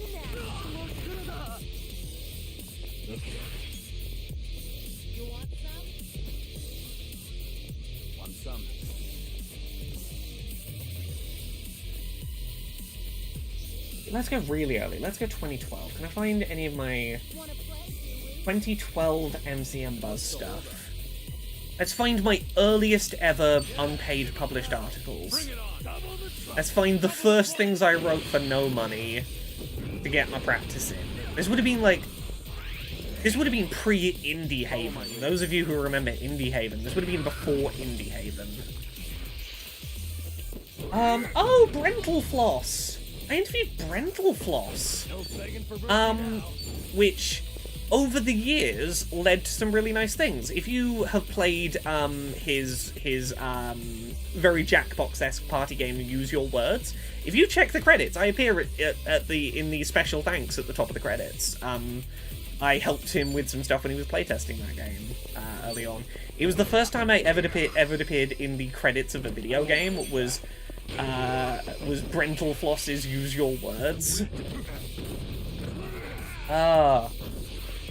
Follow my lead. Now we're talking. Oh, there's the Vic Mignogna interview, yeah. Okay, can I load this? This might be my first, like, proper opinion piece of video game writing. I think I may have found my first time I had, like, a serious video game opinion on the internet. Will it hold up? Let's find out.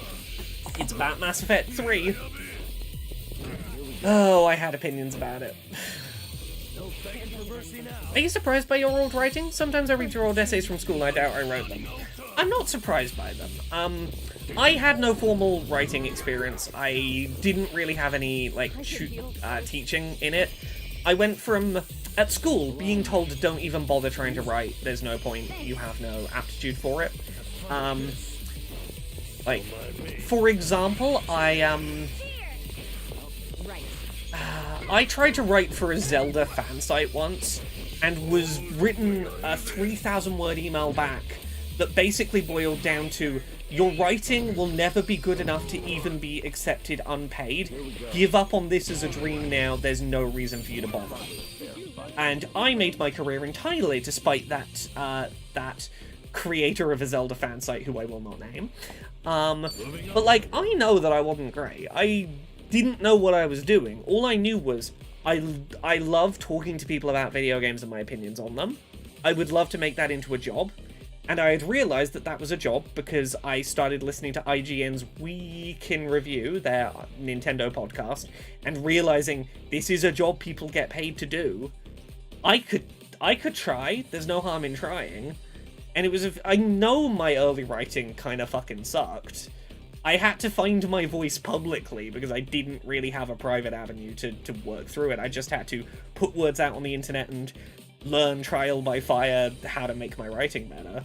So I'm not surprised to read my early writing. I'm not surprised it is in places as formulaic as it is.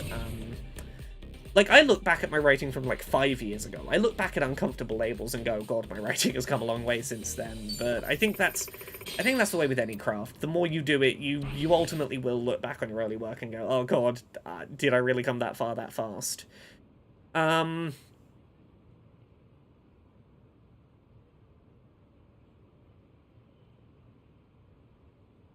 So, Dark Steel, I understand the comment you've made, but I will say, I wrote this at a time where, like, no discussion had actually happened in the Mass Effect 3 ending. We just knew... So all that had happened was, I was quite a fan of the Mass Effect 3 original ending, and it got announced that because of internet pushback, it's being changed. And I was, like, really concerned about that as a possibility. So I'm going to read you... I'd been 21. This was maybe 3 years before Podquisition. This was my first, like, opinion piece I was allowed to write for, MCM Buzz. And again, you know, as Dark Steel puts, like, there is context I did not know at the time that I wrote this, but it was an opinion piece, and it was of its time. Many of you will be aware that there has recently been a lot of controversy surrounding the ending of BioWare's Mass Effect 3. Many fans were unhappy with plot holes perceived in the game's story, and they felt that the ending failed to deliver on the promise of choice laid out by BioWare. A small but very vocal group of people who played felt strongly about the ending took to the internet. They took two approaches, the constructive and the destructive. The constructive included people giving constructive feedback on the ending, with a group called Retake Mass Effect's Child's Play also formed, raising over $30,000 for the Child's Play charity. They did this to bring positive attention to their petition for an alternate ending to the Fantastic Mass Effect series. They'd like to dispel the perception that they're angry or entitled, and would simply wish to express their hope that there would be a different direction for the series they've all grown to love. The more destructive included fans sending death threats to people who worked on the game, insulting them and their families over the internet. One fan went so far as to urge others to make complaints of false advertising to the Federal Trade Commission, writing, "After reading through the list of promises about the ending of the game they made in their advertising campaign and PR interviews, it's clear that the product we got did not live up to any of those claims. Clearly, none of those claims were represented in the ending. If anyone wishes to file a complaint to the FTC, etc., it's easy to see the ending's drawn a lot of attention recently, and after several days of statements, BioWare founder Ray Miyazaki announced they would be working on new ending DLC, which they hoped would provide players with further closure. His full statement can be read here, but I'll summarize his main points. He believes Mass Effect 3 is BioWare's best work they've yet created. He believes passionately the game is an art, that games are an art form, but that their fans have an uncontested right to provide constructive criticism. Because of this, he's had to spend a lot of time working out how to address fan concerns while maintaining the game's artistic integrity. Due to the huge amount of player control and ownership of the story, it was hard to predict how fans would react to the ending. They looked at the opinions they could find. I'll finish skimming through this and get to the bit where I'm talking about my opinion. While it sounds like the content will be an addition to the ending rather than a replacement, it still sets a dangerous precedent for writers in the video game industry and the integrity of their original vision. The statement gives the impression that while they were not doing this for the they were not doing this for the fans that were aggressive in their approach to a new ending, it does suggest that the story in a video game belongs to the player and not the creator. In no other industry would fans act this way. I disagree with this. There's other examples in other industries, but demanding in such an extreme way that a story be changed because they didn't like it. What about the fans who liked the original ending? What does this mean for them? Does the ending they enjoyed just cease to be canon? Fans of the anime Neon Genesis Evangelion, who were upset with its conclusion, made their voices heard, but they never resorted to death threats or huge petitions. I honestly don't know if they did. I guarantee I did not do proper research on that at the time. The difference is that in other mediums, people may not like an ending and may be vocal about that, but they do seem to understand that the ending is ultimately the creation of the writer. I pulled some quotes from people. As someone who played all 3 Mass Effect games with a single character, here's my opinion on what happened. I was lucky enough to finish Mass Effect 3 in a vacuum, in the sense that I had managed to stay clear of the controversy, having only seen one ending to the game. I was extremely pleased with how the game ended, I felt like my choices had mattered, and I'd come to the end of my Shepard story. Where I started to become less pleased with the ending was once I started looking online at the controversy. I watched a few other endings that people had achieved, spread across Paragon, Renegade, and all 3 choices for how to use the device at the end, and I realised that they were all nearly identical. The light might have been a different colour, or a building may have been gone, but the endings were near identical. It wasn't the ending itself that bothered me, but the fact that no matter how hard I'd worked, how good a team I built, how many people I got through Mass Effect 2's suicide mission, nothing I did could affect my ending. But while I did feel let down that the game's endings had been limited, I didn't want BioWare to change it. The reason? It was their story. BioWare had taken me on an emotional and engaging journey across the galaxy, one I won't forget for a very long time, and I felt that if their vision for the series was that this ending was unavoidable, that you would always end up reaching the ending they provided, then so be it. They wanted it, in my opinion, they wanted us to feel a sense of futility in the face of despairing war, and I commend them for taking that narrative risk. The fear I have now is that this will be an example gamers use for years to come. If you're a gamer and you don't like the story a developer creates, you just have to point to BioWare and say, they changed the ending, you could too. This could deter developers from taking risks with their storytelling the way that BioWare did, for fear that they will have to change their story, and this gets in the way of writers doing what they do best, writing stories. I mean, it's a little rough around the edges, admittedly, but like, I think that was a decent piece of writing. I set up context for the reader who might not know of, like, here's what's going on, here's the promises made by the writers, here's, like, examples of social media posts of, like, people's opinions and feedback, here's a little of my opinion at the end, and, like, why I feel the way about it I do, and the precedent I think it sets. I had a clear thesis statement, which was, changing this ending in and of itself isn't necessarily bad, but I don't like the precedent it sets, that if you get angry enough and do enough death threats, game developers might change the ending to what you want it to be, and that might encourage gamers to be entitled and violent to get what they want out of devs. And I don't think that was fundamentally an incorrect assessment of the 15 years that have come since. Have a good night, Basin is back. But yes, I apologize for that. This has been a very staring at my own work kind of night tonight. The ADHD is set in, and this is what I've latched onto, is reminiscing about old writing of mine. Like, that's one I look back on and I go, I think that bit of writing was pretty alright. I think I wrote I think that was a decent... That would have been one of my first pieces for MCM. Like, very early on. I had an opinion I wanted to share. You know what I'll say for that? I want to, like, give myself some credit for some things there. Like, it may have been a little weakly written, but, one second, let me check health on all the characters. Yeah, we're looking good.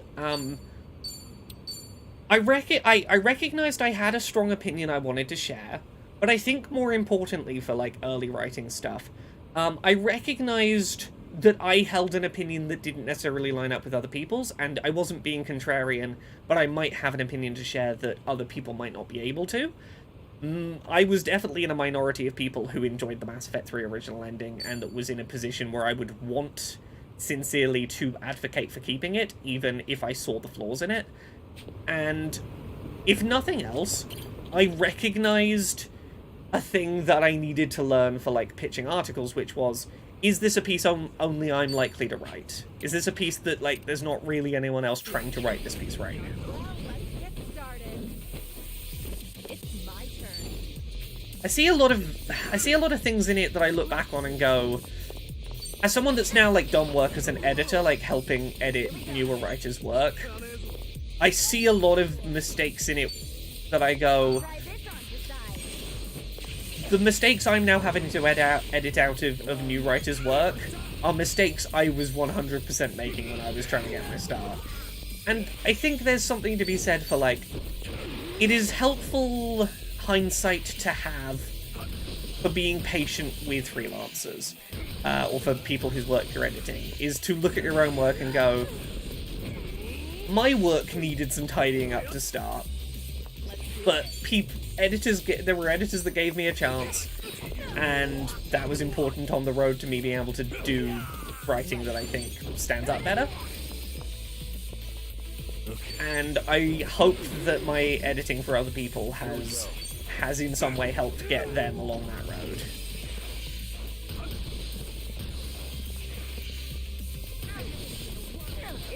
Can I find any of the old 3DS Buzz stuff? 3DS Buzz was an era.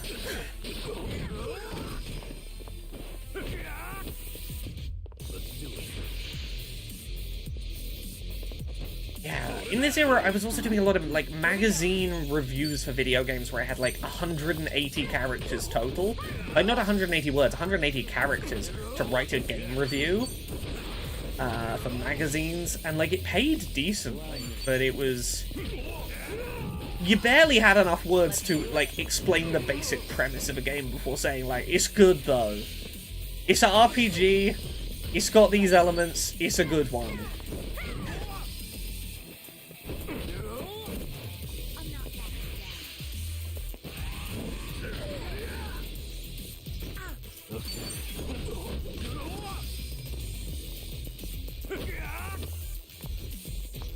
I think I'm gonna find that old Peter Molyneux piece.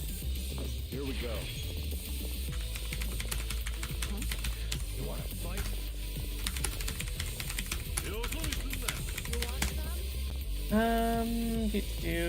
That's the one. Yeah, this would have been 2015. So this would have been in the pod position era.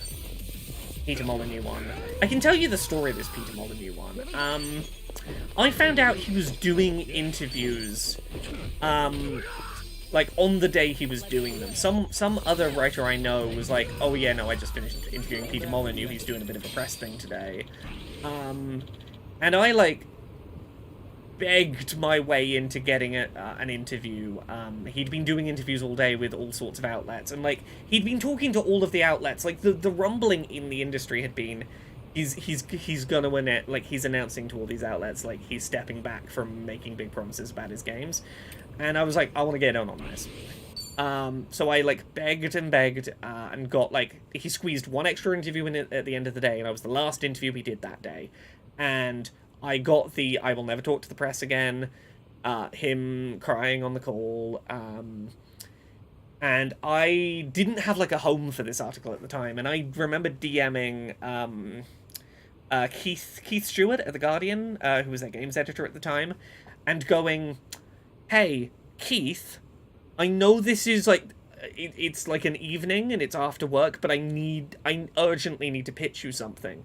I have an interview with Peter Molyneux where he breaks down in tears and says he's never gonna talk to the press again. From what I can tell, similar but probably not as thorough, like as specific, because I got him right at the end of the day when he was really on like the end of his energy. Other sites have this basic story and they're gonna run it. I can write it tonight. If we can publish it really early tomorrow, like 8 a.m. tomorrow, we could be first out the door on this. And Keith was like, do it. So I stayed up that night. I transcribed the interview. I wrote the piece. This was like 7 p.m. when I finished the interview. 8 a.m. the next morning, so like 13 hours, it was online on The Guardian. It was one of my like most frantic... I remember it so well. It was one of my most frantic article writing experiences because I spent like 3 hours. I spent from 7 till 10 like throwing a draft together, being like, Keith, I'll get you a draft by 10. We did edits, like, between 10 and midnight, and he was like, 8 a.m. tomorrow it goes out. And I woke up the next morning, and it fucking blew up. Peter Molyneux interview. It's over. I will not speak to the press again. God, this is over 9 years old. The veteran game designer is at the center of a raging controversy over his new game Goddess. He says he's finished with the press. I never read of this. This is the first one I remember being, like, super fucking proud of my work.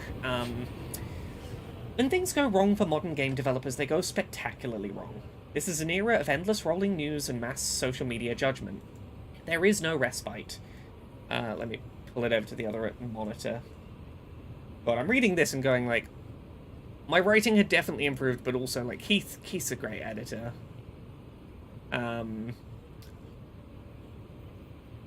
Peter Molyneux knows this now, if he didn't before. The veteran designer, famed for inventing the God game genre with his 1989 title, Populous, has spent the last 3 days under intense press scrutiny. His latest project, Goddess, is in disarray, his reputation in tatters. Everyone wants a piece. The only good answer for me is to retreat, he says, speaking via Skype from his office in Guildford. I love my games and I love sharing them with people. I'm looking for the stuff I wrote. I'm going to skip around some of his quotes. Awarded an OBE in 2004, Molyneux was one of the most prominent members of the UK games industry. In the 26 years following Populous, he oversaw classic strategy and adventure titles like Dungeon Keeper, Black and White, most recently the Fable series. But ever since leaving his seminal studio Bullfrog in 1997, he's become just as well known for enthusiastically hyping his projects, only to deliver products that fail to live up to the impossibly grand expectations. God, The Guardian really let me get flowery with language. I got to be a little highfalutin with The Guardian. I always appreciate that. Goddess is the latest, most ruinous example. The game, a spiritual successor to Populous, challenges players to grow and support a population of followers who can then interact with the worlds developed by other players. In December 2012, Molyneux's small studio, 22 Cans, received over £500,000 via the crowdfunding website Kickstarter. Still had to explain back then what Kickstarter was, to develop the game.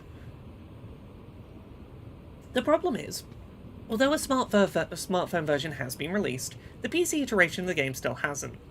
18 months after its promised release date, it's still in development. Furthermore, in a video released recently to the internet, Molyneux announced that the development team would be shrinking, so that staff could be moved onto a new title, The Trail. He also announced that many backers would not receive the rewards they were promised for financially supporting the game.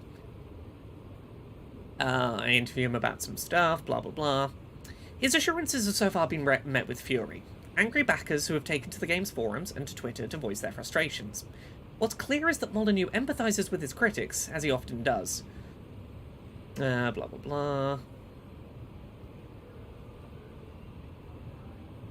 Him talking about the cube. I want to get to the good bit. The outro was where I was really proud of it. But this is not an isolated incident, and Molyneux knows it. He's an enthusiastic and passionate developer, a singularly unguarded voice in an industry where upper-level management are media-trained into robotic banality. But gamers are tired of it, and now, by falling short of Kickstarter pledges and stretching the site's terms and conditions to their limits, he has incensed investors to deal with. When asked if it was fair to seek funding based on the promises made in a short pitch video, with no evidence of a product, Molyneux, who has so far given rambling and sometimes evasive responses, pauses for a considerable time. He eventually gives his answer. His responses start to come with stutters and pauses. blah, blah, blah. Skip over his quotes.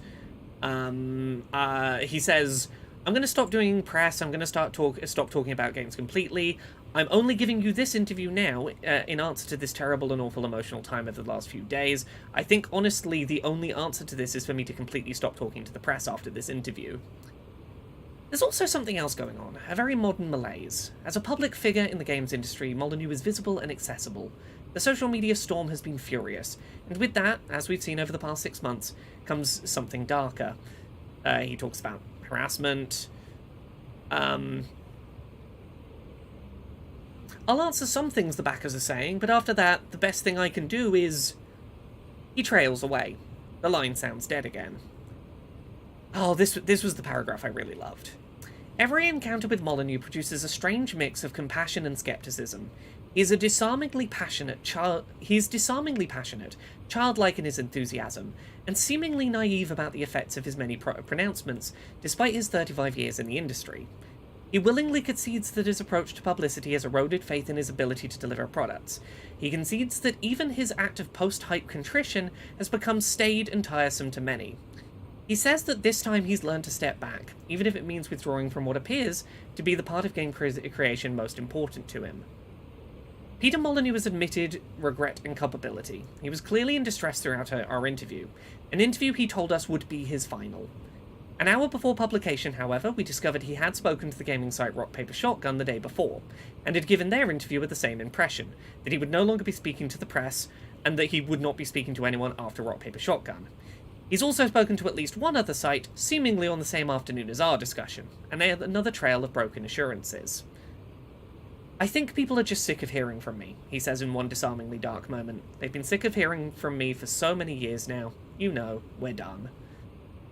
God, yeah, that was like my first time where I did a piece and I was like, that's a fucking good one, that one. Yes, I have seen that Keighley has finally made a statement on the industry layoffs, and then suddenly he already switched to Summer Games Fest being back. Yeah, I don't think it's an accident that he talked about the industry layoffs the same day he was planning to announce the dates for Summer Games Fest. He couldn't announce Summer Games Fest without people going, you're still ignoring the industry layoffs. So we talked about the layoffs and then instantly buried it by mentioning the Summer Games Fest dates. Now, what I will say is I'm glad that Keighley's announced the Summer Games Fest dates, because that means I can lock in a date for the Accessibility Summer Showcase 2024. My only point of frustration is that usually he does opening night live on the Thursday, and the Friday tends to be really quiet, which is where I was going to aim for the AA Showcase. He's moved the summer opening night to the Friday, which is fine. Like, what I will probably do is I'll do the showcase before opening night live, so, like, I am the first thing on that day, I happen, and then Keighley happens a couple of hours later. See, yes. It means I can plan the AA showcase a bit better now, because I actually know for certain and for a fact what Keighley's plans are. Ooh, an arcade. Oh, I haven't been to one in forever. What kind of games do you usually play, Psycho? Well, typically fighting games. The girls and regulars at the club love them. I started playing just to be social, but I ended up getting super into it. As if it was a social thing. Did you ever let people win? Nope, I'd wipe the floor with them. I hate losing on purpose. And that's social? Ooh, can I find my first negative review? God, I'm real navel-gazing on my work tonight. Can I find that review of Steel Battalion Heavy Assault I reviewed for What Culture? My first time I really fucking tore into a game.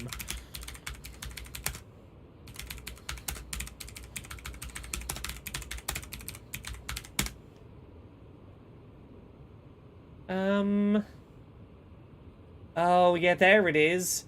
I gave it a 1.5 rating. I don't remember if their rating scale was out of 5 or out of 10. 1.5 is a low score regardless of your rubric. Right, let me... get over here. Let's have a look. Steel Battalion Heavy Armor. Oh, was it Heavy Armor? I thought it was Heavy Assault. It was the Connect Steel Battalion game for 360. God, yeah, this tells you how far back we're going in my writing career. We're still talking about, like, the 360. Like, the Xbox One hadn't come out yet.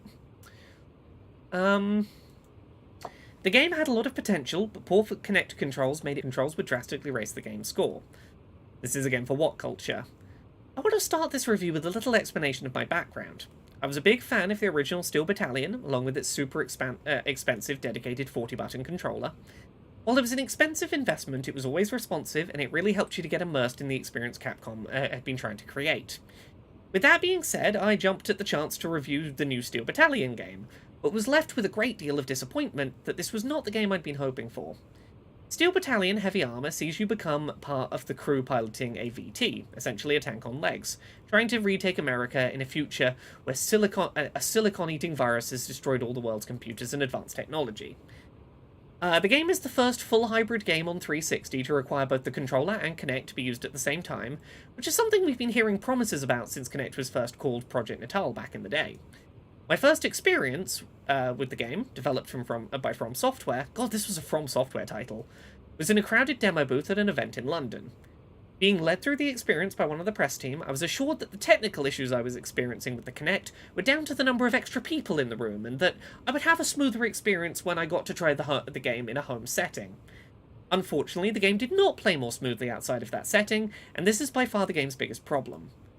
Gameplay can be split into two sections, using the 360 controller to control the first-person shooting aspects, and using the Kinect to look through your periscope, look through the viewing window, vent out smoke, blah blah blah. While the first-person shooting controls with your controller work well, I was constantly being asked to recalibrate the Kinect sensor for seemingly no reason, and when prompted, it often took up to 10 minutes to get the system to work out where I was and calibrate itself again. I had no problem calibrating Kinect on the 360 system menu or other games, just in this one title. Oh, I was really pissed off at this game. Missions are often are usually either boring or unbelievably hard. To move on from, I don't hate the game. I love its ambition. I love that they committed fully to trying to make this hybrid game work, and when it is working, I really like it. The problem is, it just doesn't work reliably. The game falls apart too often when Kinect just does not work with the game's integration. Oh, that was my first like real scather. Where was I going? I was going this way. There we go. We've probably delved enough into early lore writing. Back in day.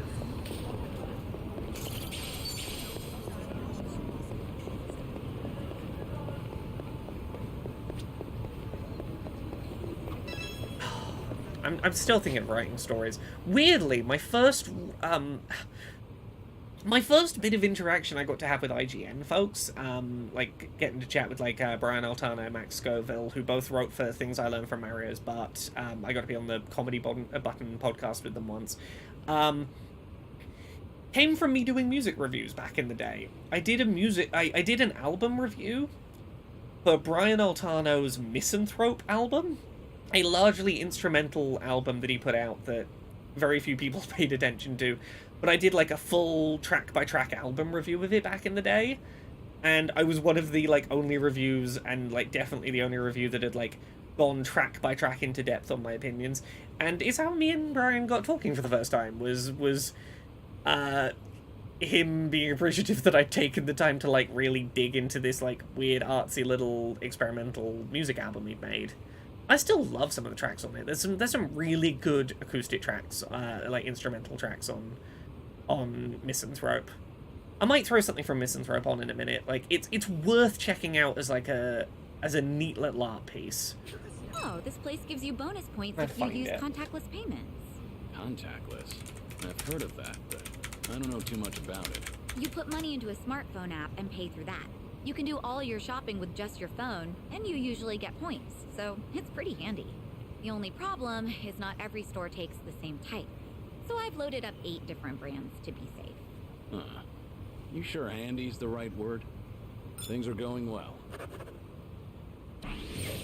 Ooh, is this the one I'm thinking of? Is it If You Need Me, I'm Gone? Oh. Yeah, I'll chuck this on for a sec.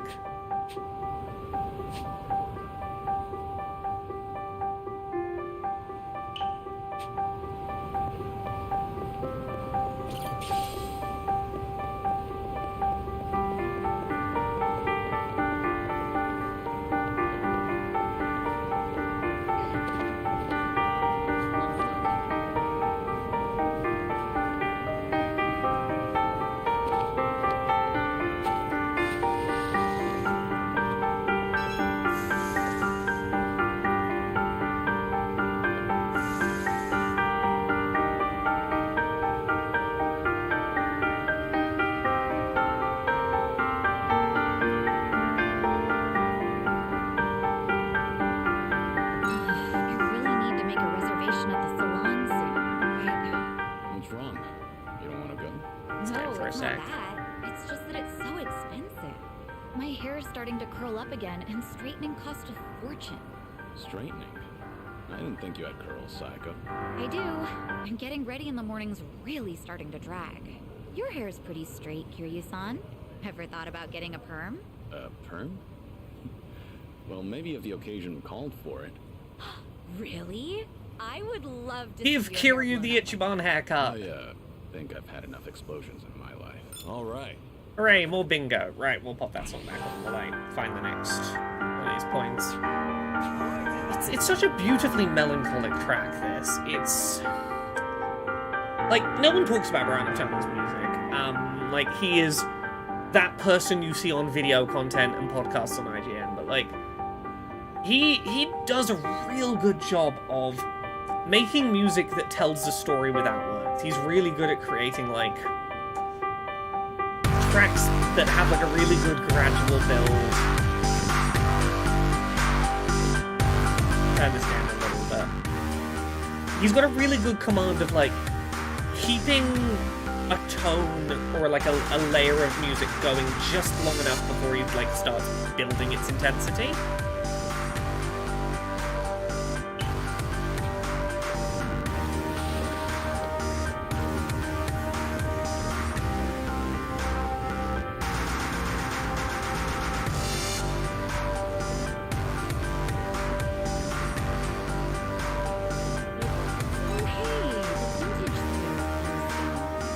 I know. I was pretty fond of it. They really knew their stuff.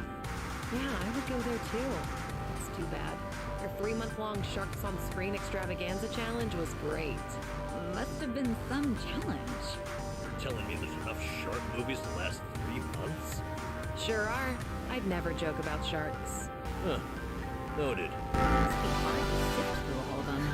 Any recommendations? The Timber more says recent this ones track got makes the evil game look Martian way more sharks intense than it battling is. Earth sharks in Right? New York. Classic Like, setup, but really enjoyable This guy nonetheless. could be soundtracking video games. Oh, there's all kinds of stuff out there. Yeah. A new Like, isn't this a really good tone-setting piece? It's like, it's weirdly melancholy, it's got this good driving beat behind it. Like, when the drums in it start to build, like, it gives the city, like, a really good seedy edge to it. You're gonna turn a corner and find out some like, old lady's been stabbed and be like, oh, fuck. Oh, life in the grimy city, you know. Right, the album is called Misanthrope. It's all on Brian Altano's YouTube channel. I would recommend checking the album out. Like, the whole album is real interesting. It's a lot of very... Let me see if I can find another track. I'm trying to remember what ones were good, like particularly good ones to note. Misery Loves Companies, I think, is one of the ones. Yeah. My men are tired. They need a rest. They want to get back to Earth and to their families. Evidently, I didn't make myself clear enough to you, Captain. I did not call you to debate. Wiz's orders must be carried out. Nonsense.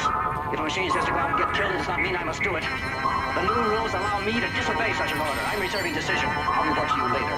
Consider your future, Captain Hamilton. Great use of, like, old movie You've songs. got to obey, Captain.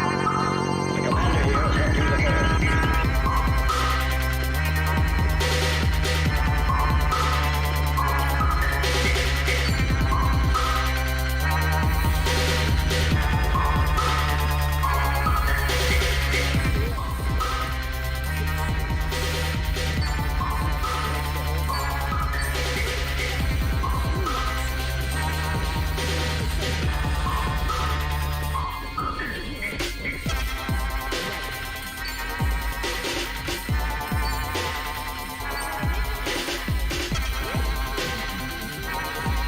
Yeah, this was 10 years ago or something.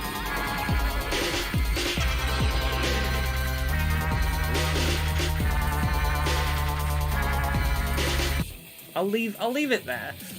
God, yeah, this was... I remember exactly where I was when I was reviewing that album.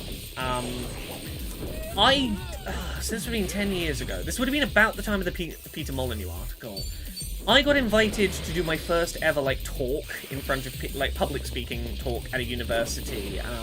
This was at Bradford University.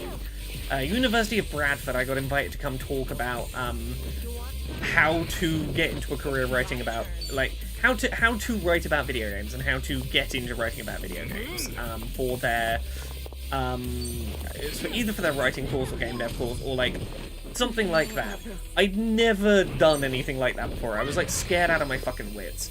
The only way I could get there early enough for this, like, 9 AM talk, affordably, was that I had to get an overnight coach from, like, I had to get a coach into London, coach into Bradford. It was an overnight coach to arrive in Bradford at, like, 5 AM and sit around for several hours before going in torrential wind to this university.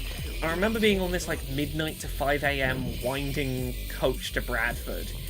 And that's where I'd just been sent the download code early for this album. And I remember going through and on my phone writing my notes about each track at, like, between midnight and 5 AM on this, like, lonely country roads coach. It was the first time I listened to this album.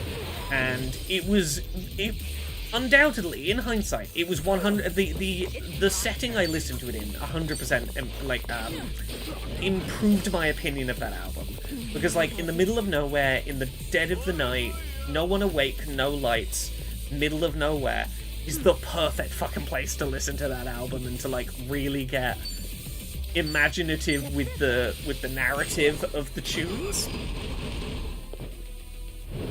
Thimba, I have seen. I've heard the streamer's name before, but I forget the streamer's name already. It's not a streamer I, like, follow or anything.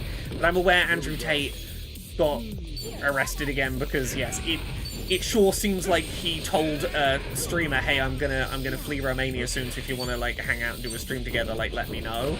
And the guy mentioned it on stream, and now Andrew Tate's locked down and can't move again. Aiden Ross. I'm aware of the name, I know nothing of his content. All I need to know is that Andrew Tate he's apparently buddy enough with Andrew Tate that Andrew Tate would tell him about his plans to fucking flee extradition. Which means Aiden Ross is probably not a person whose content I need to follow. Like, if he hasn't gone, hey, Andrew Tate, you are not fucking welcome in my circle, I do not want to hear from you, probably means he's fairly okay with the shit Tate's spouting. It would imply. I don't know that for a fact, I'm just, you know, reading the room.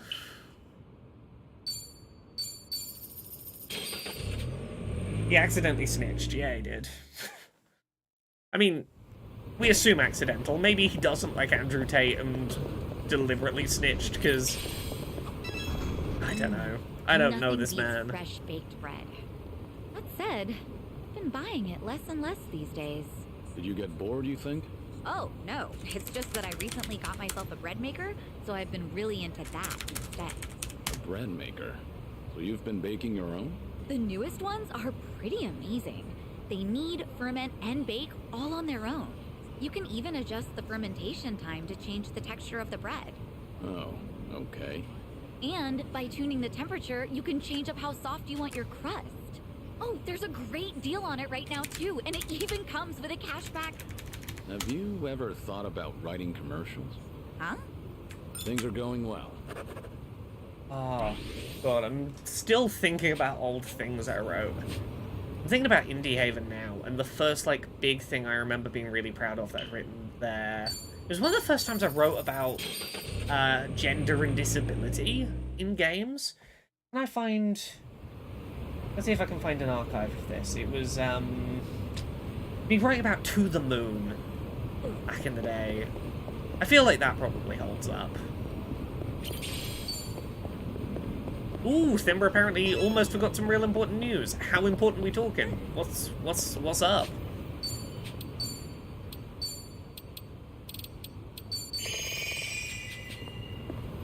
While we continue to fight these fuckers off.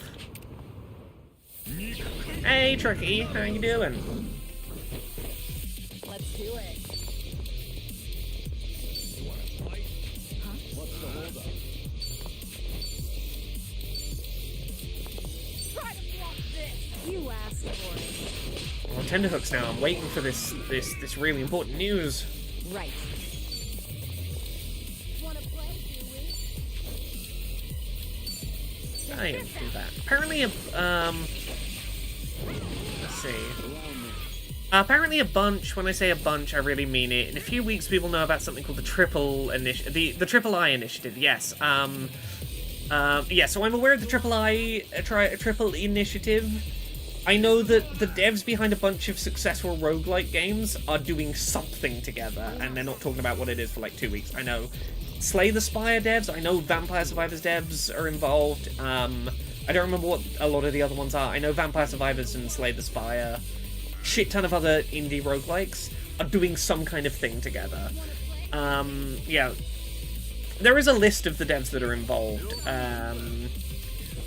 I have my suspicions what might be going on, like, no inside info. If I had to guess, my gut says, they might be putting together a publishing label as a collective. It might be like a, hey, we're gonna come together and curate and publish promising-looking roguelike games from smaller creators who could do with the weight and backing and finances that we're lucky to have. Like, that would be my guess, is, hey, we want to help support the next generation of indie roguelike success stories by finding promising ones and financially and publicity-wise supporting them so that they can be similar successes. That would be my guess. Again, I have no inside info, but it feels like something that would make sense for that many devs that mainly share, we were a small team that got really successful in this genre, what they might have to offer as a collective. Hope this hurts. Mysterious initiative from the studios behind Darkest Dungeon, Risk of Rain, Slay the Spire, Vampire Survivors, Deep Rising, and many more. Much better. Let's do it. Yeah, like, I can't promise it's that, I can't guarantee it's that, but I think that's the safe guess. Oh, allow me. Back in the kitchen. It's my turn. Oh, here we go. I found another one of my old articles on a site that no longer really exists.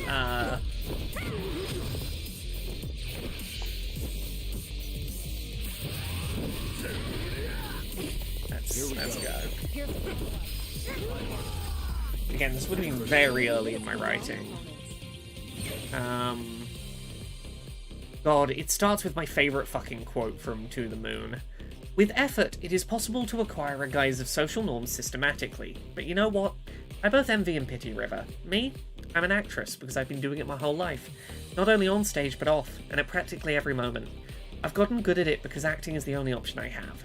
It's the only way for me to be normal. But River, she never did that. She remained an outcast and refused to learn how to step against it. I don't know if it was by choice or limit, whether bravery or cowardice. There are days where I just can't stand faking it anymore, and then I realise it's too late. The Isabel that people know is all an act, and the real me has long become a stranger. In the end, I think I just envy her.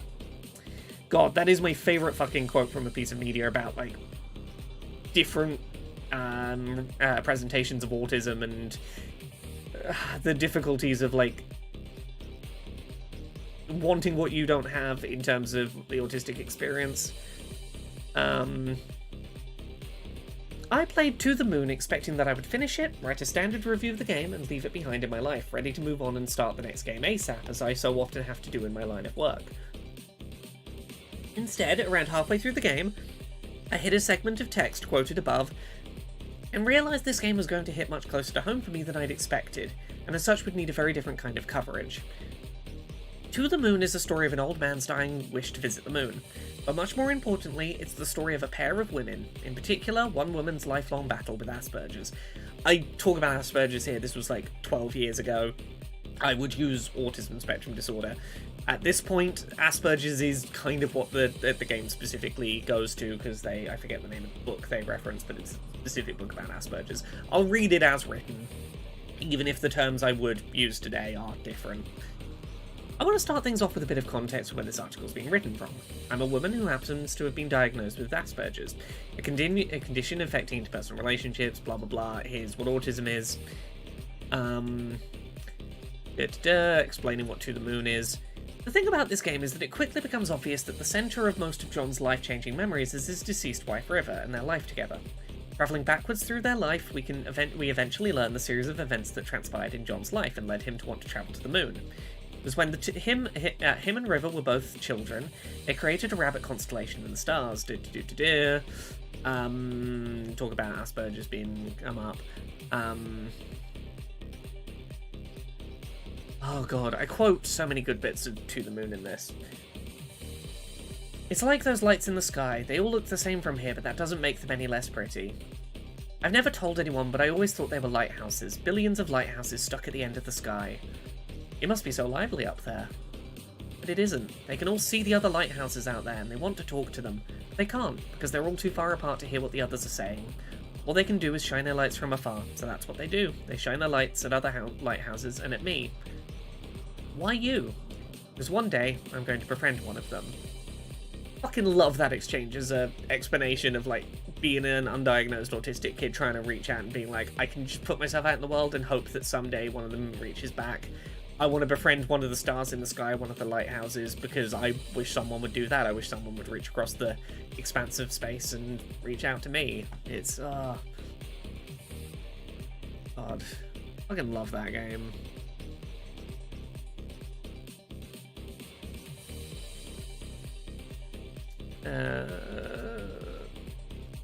Oh god, my old author pick from, when I first got my hair long.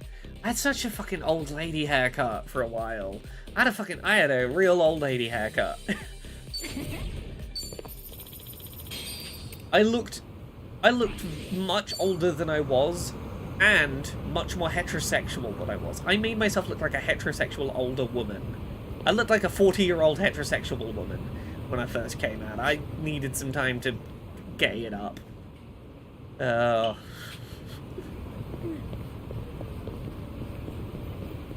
got some more fight in me. Alright. I don't know how much later we're gonna go tonight. I'm a real sleepy bean. I've already missed that fight. There they are.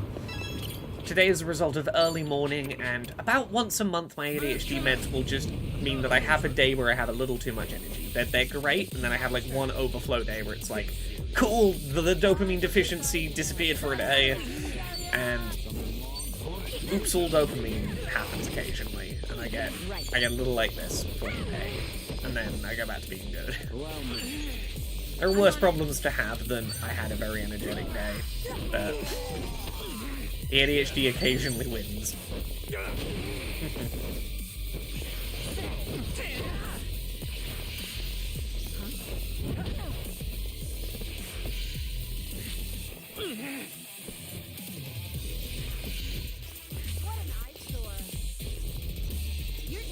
Let's do it. We gotta kill these two before they throw their stupid ice projectiles out. Here we go.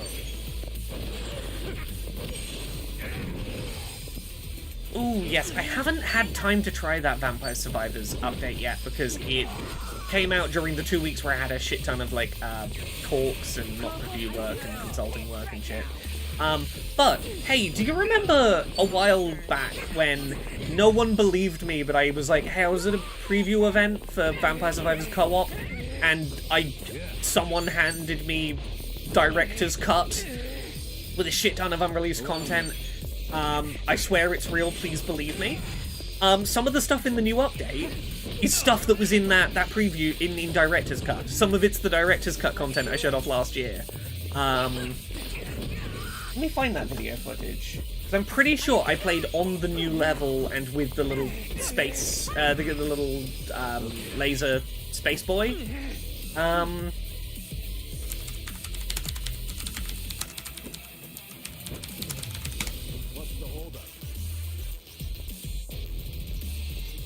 Yeah, let me find the gameplay, because I'm pretty sure, like, the footage I got of Director's Cut is the stuff that is in the new update. Like, I think that's how it coincidentally worked out. Okay, in the footage I was playing as, I didn't play as Space Dude, but Space Dude's on the character select screen, I think. Yeah, Space Dude, the little phaser, and that new space stage was there, the phaser weapon. Oh, all the little rabbits with the mochi hammers were there. Yeah, a bunch of that Director's Cut stuff is starting to appear in free updates for the game. So if you want to know what like the next few free updates for Vampire Survivors are going to be, go look at that Director's Cut gameplay video I did. That stuff seems to be trickling into the game in free updates now, so you can get a sense of probably what's coming.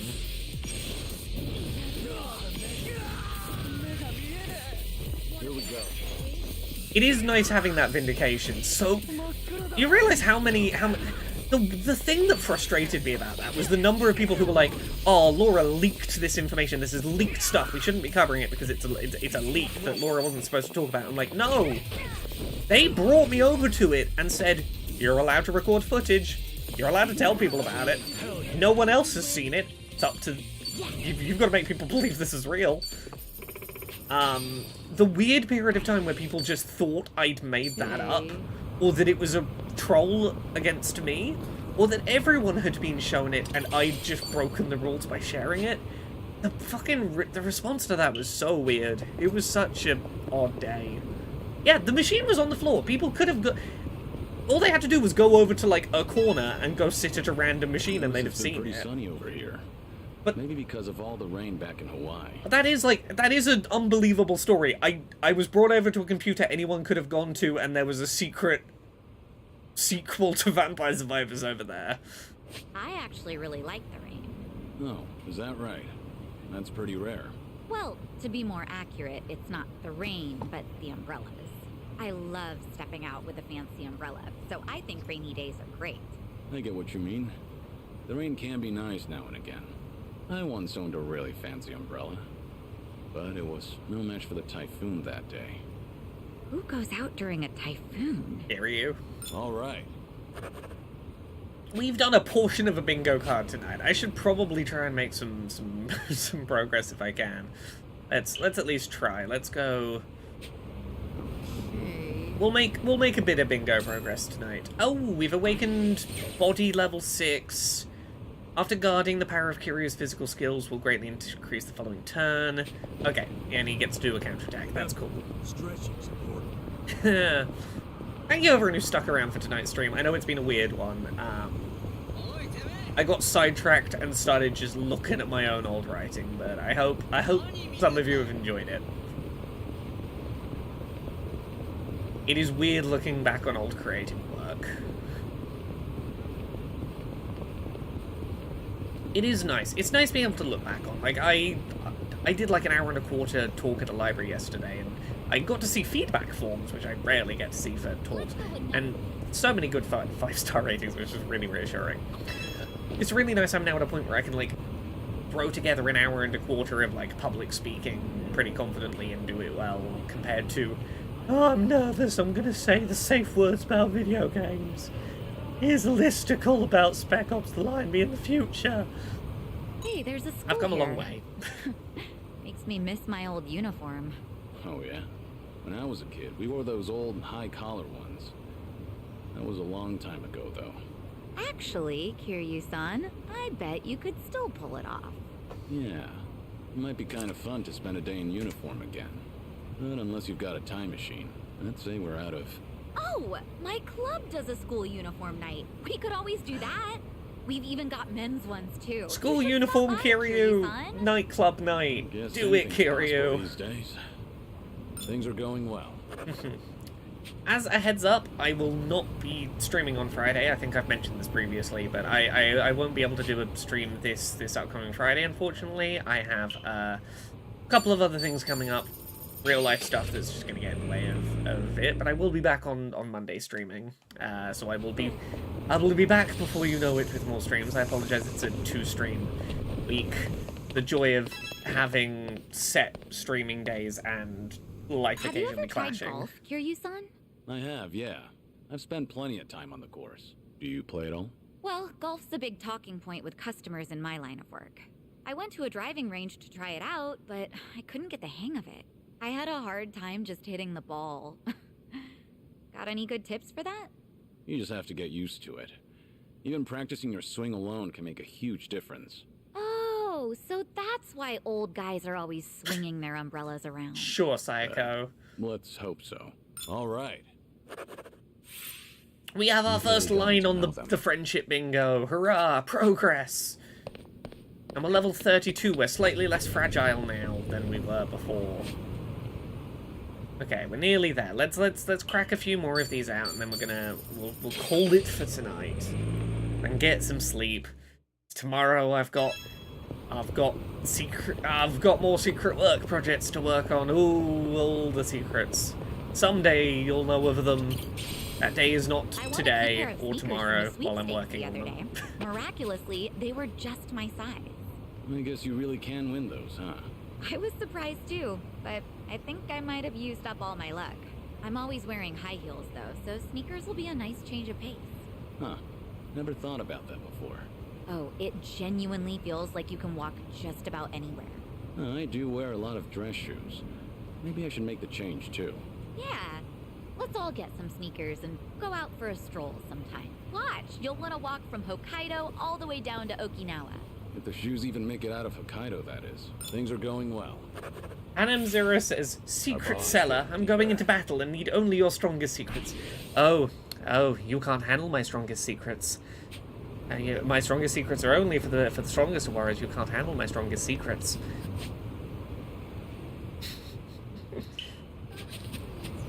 Oh, I doubt it'll be long before you'll know some of them, and you'll go, "Oh shit, you did that, Laura?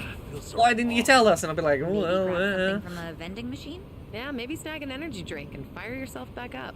There's a thought. Might even grab two. I am an adult. Meaning what exactly? Well, those drinks are always so tiny, you know? Reminds me of this lifelong dream of mine. I always wanted to drink my fill of those things. That's a lifelong do it, number. dream. Drink Let's say we 30 make that energy dream come drinks." Well, I won't stop you, but I don't recommend it. I've downed several of those things at a time, but it's only the first that tastes good. Had to call it quits Get after hyperactive number. 3. Hyperactive number. Trust me, one bottle's enough. Over And I caffeinated suppose number. moderation is the only thing to do. You're still gonna do it? Wow, he is really tearing through them. I need to know And canonically how hawking it all many back up. energy drinks Number's Oh, drinking in this scene. Yeah, one Oh, bottle's we enough. threw them up. Now you sound like an adult. Let's be real. Let there Namba was chug nothing energy adult drink. about this. Thimba, I've at some point looked up the like origins and history of the name Laura. I remember none of it. Omar, Let's have a look. Let's learn about it. Laura, name. What's the origins of the name? something wrong? Once I have whipped these all. You asked for it. It's the feminized form of Laurus, Latin for bay laurel plant, which in the Greco-Roman era was used as a symbol of victory, honor, or fame. It represents the embodiment of victory and strength. I'm all about victory and strength and stuff. Victory and fame. Look at me being the fame name. Allow me. I picked my own name though. Does that count? You can't do normative determinism if you pick your own name. Ah, Yodi Badger's also a laurel leaf one. Well, look, now you know why I'm always succeeding at shit in life.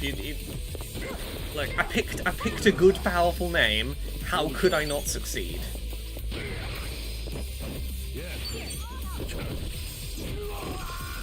Let's do it.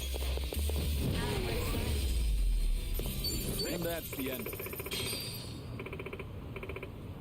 Like, I know at least in part why I chose the name Laura.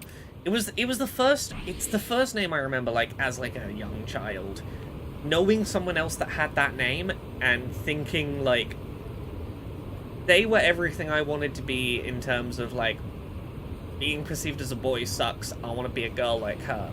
Like, there is a Laura out there who is the person a person I grew up around who I'm like, yeah, you gave me really good positive connotations for the name. Like, you're where the name came from. There is a Laura out there somewhere who was a nice enough person in primary school that I had, like, good female name vibes. Like, a lot of the names I thought about for, like, picking my own name were names that, like, I went to school with people with, like, these names. They were popular names in the UK in my, like, age bracket. Like, I can tell you the short list of, like, names I could have settled on. Like, other than Laura, like, Sophie. Like, I could have been a Sophie. Could have been an Emily. Emily was a name that was in that running. Carriage Highway is a nice name. You think it's true? If horse-drawn carriages once took this road, you mean? So I've heard. Wow. Oh, I love horses. Imagine riding one down this street. Wait, can you actually ride a horse on public streets? Horses are considered light vehicles. If you obey traffic rules, it's fine. Oh, same as bicycles, huh? Just a matter of how well you can handle it. Can you actually ride a horse, Sachan? Well, a pony, maybe. Even I could ride a pony. I was imagining you on a thoroughbred. As a light vehicle, would the horse have to make two-stage turns at intersections? I'd love to see a thoroughbred try to clear an intersection. Yeah, Sarah was one. I could have been a Sarah. Maybe we can. What do you say? How does one go about obtaining a thoroughbred? Got put off of Sarah by having dated a Sarah. I had an ex that was a Sarah.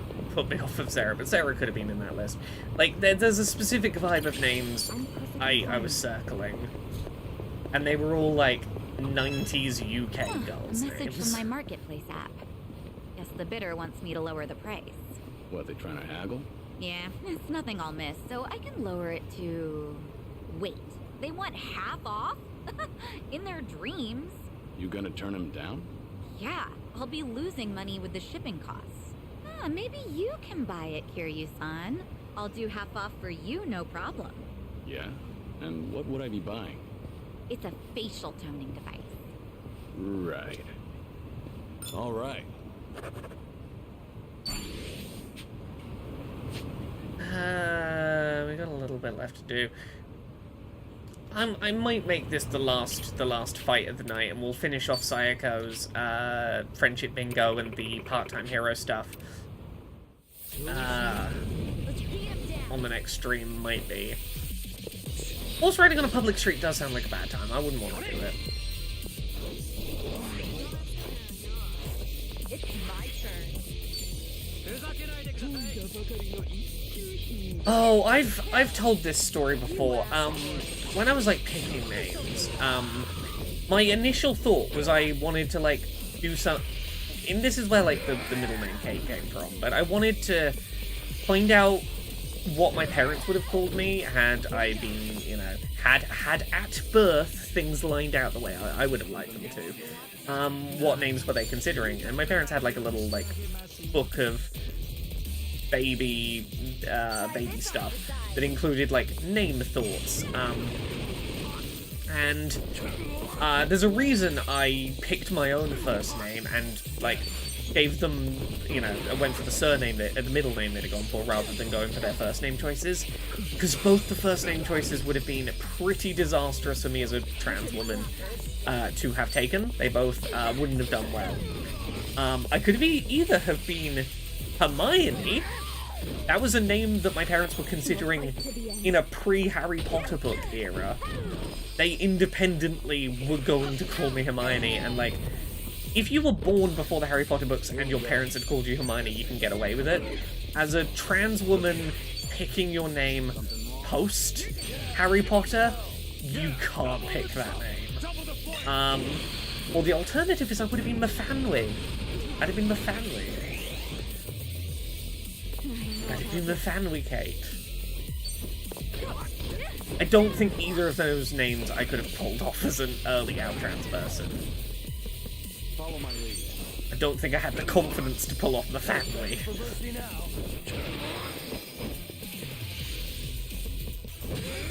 Because the only real good shorting of that is Fanny. And honestly, like, today, I'd think it was fucking hilarious. I'd be like, nah, no, I'm Fanny.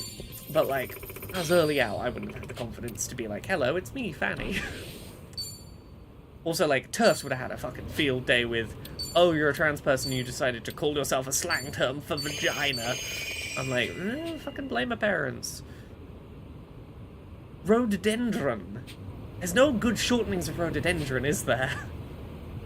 How do you even shorten rhododendron into a reasonable name? Rhodey. Okay.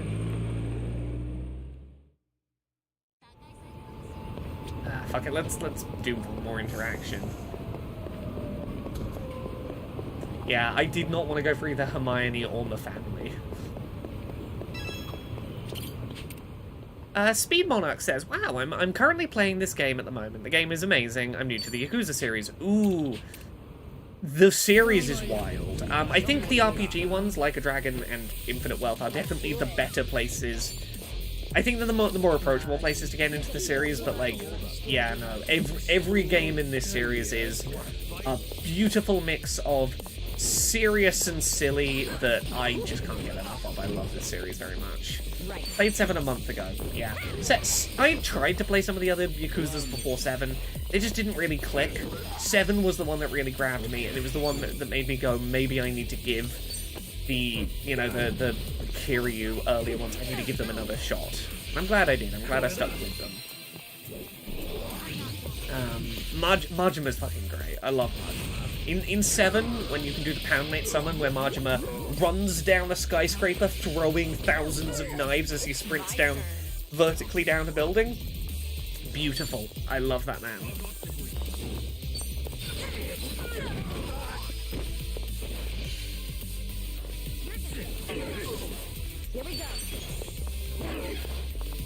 Yeah, I know a few people who don't usually like RPGs but really like the Yakuza ones. I think that, like, it helps that they're as quick and snappy as they are. I think it helps that... Like, it's wild to think that this team had never made an RPG before 7. And that they managed to make the genre switch work so well and make the... I think it helps that, like, the silly stuff can be ramped up so easily in an RPG. It really leaned into what the series was good at. Oh, Speed Monarch, thank you very much for the Prime sub. Thank you for sneaking into Jeff Bezos' home, going, Yakuza Inspector, gotta inspect your Yakuzas, and in the confusion of the situation, sneaking a couple of pennies out of his house and sliding them over the table to me. I appreciate that very much. Here we go. The Oldie Badger, I haven't seen the video, but I'm aware of the situation. I'm aware that the dev of Potions: A Curious Tale released her game, and then EA decided to put 11 remastered games on Steam at once, pushing her completely off of the new and trending tab, because they're fucking EA, and the wild impact it had on basically curb stomping her promotion for the game. It's a sucky situation. She's not the first dev it's happened to. It's, Steam is really not built for indies to thrive if a big publisher decides to dump stuff all at once. Psycho, mind if I ask you something? Oh, really? Sure, go right ahead. Is something bothering you, Sunhee? Do I have a ramen lover's face? Ramen lover? I've noticed lately whenever I go to the salon, whoever's there hands me guidebooks for local ramen spots. You know, when they give you something to read while you wait, the other girls get fashion magazines, but me, ramen. When you first met me, Psycho, did you think, this woman must be crazy for ramen? No, honestly, I just thought your sunglasses were kind of obnoxious. Oh, well, that's fine. Is it? I've just been feeling really self-conscious about this lately. Are you sure it's not a coincidence? Am I just paranoid, you think? I don't know. I should go back to the salon. See if it happens again. I'll report back to you. Yeah. Good idea. Is that really a good enough reason to book a salon appointment? I'll say this, Yorny Badger. I haven't seen the video in question, so obviously I'm talking from a little bit of a attached place here. But what I will say is, while I can get... I think I can get where you're coming from, I will note... It probably sucks, to a degree. I'm doing a little of outside thinking here. It probably sucks having that happen on a day like Women's Day, in as much as... If you were on social media, particularly Twitter, on International Women's Day, a lot of social media posts within the game dev community were like, let's celebrate women devs, let's talk about our best women devs, lots of lists of, like, great games from women devs about to come out. Like, there was a lot of, here is a day where, like, women are, like, being given an opportunity to highlight their work, and specifically, like, I think this is true of a lot of, like, International So-and-So Day to do with groups that are underrepresented in their spaces, is a day where you're allowed to get a bit self-promoty about, like, I'm doing this stuff and I'm great and I'm one of them, without being perceived as taking up too much space because it's your little day. You're not going to get shouted down as, stop making this about you. And I can see how, with all that bubbling around... you wanting to, like, get in on that wave and being excited to be a part of the, like, we're all celebrating our things we're doing that are great as women, and then your thing gets slapped down, I can get how that would suck. Now, I haven't seen the thing, in practice that might not be how it pans out. I can see why someone might take the route of going, Happy International Women's Day, when all of the women around you are getting to celebrate their accomplishments, and you're like, and the thing I've been working on just got buried. Cool. I'm enjoying the day with you all. Like, that would be my place I would give some leeway to that thought.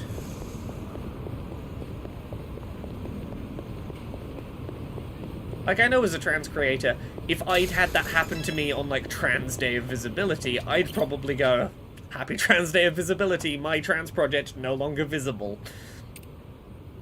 And, like, I think people would probably, like, not give me hassle for that, because, like, visibility in that case is literally in the name. And there's perhaps a greater degree of perceiving that day as being more of a minority experience than Women's Day, perhaps. Like, I can see reasons why, if I did a similar thing on Trans Day of Visibility, it would probably go down better. But I can empathise with, in a similar situation, why I might post something like that. If that makes any sense, and again, I've not seen the thing, I'll give it a watch, but... Everything, my take was everything she said was fine and proper. How she said it was unprofessional and kind of cringy. Crying over this is absolutely fine. Would out myself. Crying on camera is air. I mean, it sucks. Like, when you've put that many years into a thing, it can be hard to think rationally when you are in the middle of emotions of, this thing I've been working on so hard has just been ruined by factors outside of my control. This dungeon sub-boss, I don't disagree with you. Let me give it, like, a little bit of a personal story. I didn't go online and talk about this, but I had a really wobbly day, like a month or so before Stories of Autistic Joy came out. Because a UK retailer just started selling copies of it a month early. And that, like, completely fucked up my marketing plans. It fucked up so much of the stuff I had planned for promotion for that book. It completely took the build-up to launch out of my hands, and, like, had a really negative impact on, like, trying to get a coordinated push of sales to get it into new and trending lists so that it would have that kind of long-term visibility. And this happened, like, quite a significant number of copies got out there, like, a month before I was ready for them, and I really fucking struggled with that. Like, I didn't go online, granted, but I didn't go online because, A, I didn't want to draw attention to it, I didn't want to increase the number of people going and getting it early outside of my control, but also, I've had experiences like this before and I've gone through it, but I'm not going to blame anyone whose response to something like that Might have gone is too to share their emotions online, because it's a lot, and it can suck, and the world can feel really unfair in that moment. Oh, welcome raiders, hi! I don't know how much longer we're going to be going for, but we are playing Like a Dragon Infinite Wealth. We are going and doing friendship bingo for Kiryu, and playing part-time hero, and we have spent most of this evening stream looking at old video game reviews that I wrote like 15 years ago, and digging into the history of me trying to be a writer on the internet. It's been a weird old night I tonight. think my arms are getting bigger. Nothing wrong with that. You been training lately? No, I don't get to go to the gym too much. Oh, you know, it's the pot. Pot? Yeah, I got this ritzy French cooking pot and it weighs a ton. It's super durable too, so I use it practically all the time. You can only do so much with a pot, though. Is it really that heavy? About 6 kilograms. Must be a big pot. Things are going well. What I will say, ye oldie badger, is I think your response is in the minority, and I'm not to say that you're wrong to feel the way you do about that story, but I think undeniably that dev responding the way she did and putting her emotions out there has led to a dramatic increase in coverage of that game. A lot of it very positive, a lot of people rallying to get that game back into new and trending in a way that would not have otherwise happened. And I think for better or worse, the number of people for whom it is a negative first impression, I think is going to be drastically outweighed by the number of people making an active effort to help be supportive. And I think ultimately, like, that game is going to sell better than it would have done if EA hadn't pushed it off the list. Because the difference between, like, the trending position it has, like, the amount of coverage it's getting now and the amount of coverage it was getting before EA buried it is pretty ridiculous. If you look at, like, the coverage that has popped up, this game probably would not have the momentum it has right now if she hadn't been public about her feelings in the way she was. I think ultimately it was the right move for not losing marketing momentum. Like, from a cynical point of view, I think that she did the right thing and is probably going to have a more successful game as a result of having done that.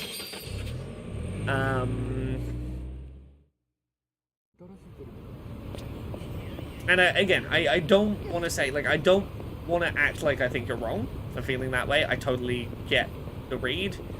I think that law of large numbers, a few people feeling the way that you feel, probably worthwhile long term for game sales from like a from a outside perspective. It's my turn. I'll take you on. Do I have anything I can do big air of effect damage with? Not really. Something wrong?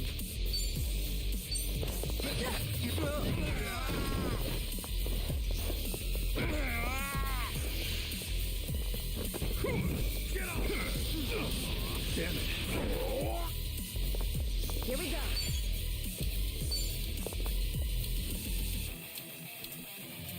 Check this out.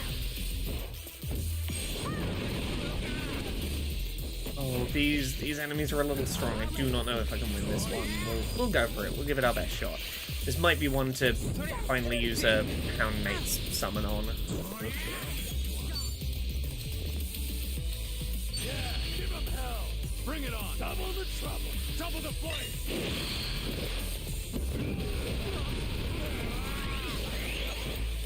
Sorry to drag my feet. Okay, let's pull in the gay shellfish. Let's get the lesbian fish into this. The big gay crabs to save us. Delivery. Coming up.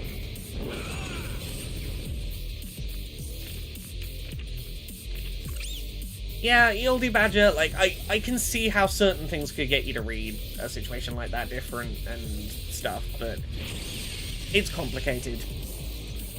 There is very little There is very little room afforded for people to have human reactions to shitty stuff happening, and it's complicated to walk the line between I am sharing my genuine feelings and is this a marketing ploy, and the internet's corroded that line ever more over the years.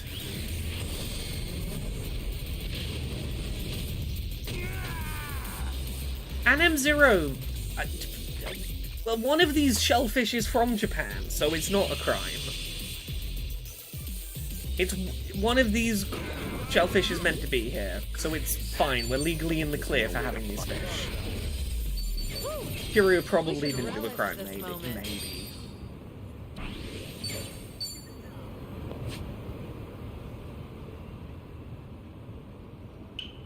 Okay, let's do one more. Run around that corner, go find... Nancy is sponsoring Olivia's immigration. It's called spousal sponsorship. It's a spousal visa for the lesbian crayfish. Thank you, this dungeon sub-boss. Thank you. They're married. This is an immigration visa thing. Thank you for clearing it up.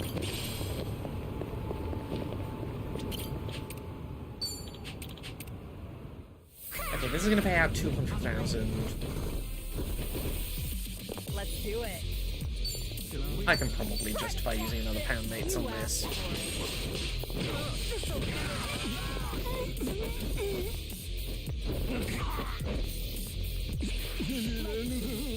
Right.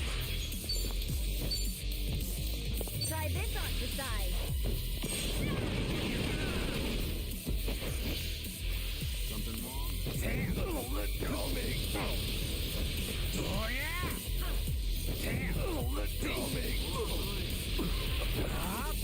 Here we go.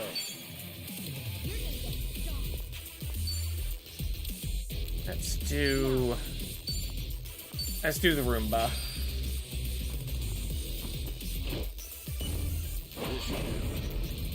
Delivery. Oh, Yieldy Badger, that is some not so fun facts about hermit crabs. Hermit crabs are lovely. Let them be happy.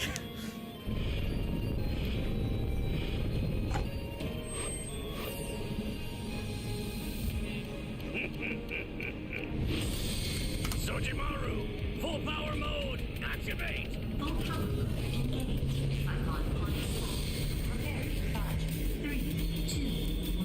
Fire! Is she out of juice?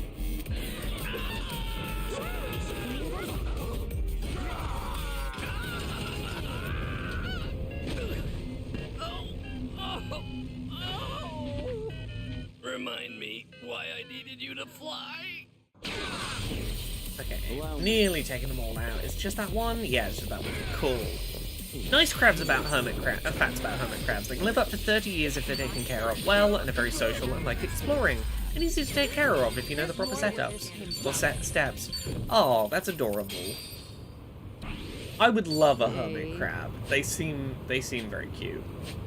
Oh, I learned a good fact about platypi, baby platypuses, and then realized a sad fact it implied the other day, which is I saw a video of someone giving a baby platypus belly rubs. They fucking love belly rubs, and that's adorable.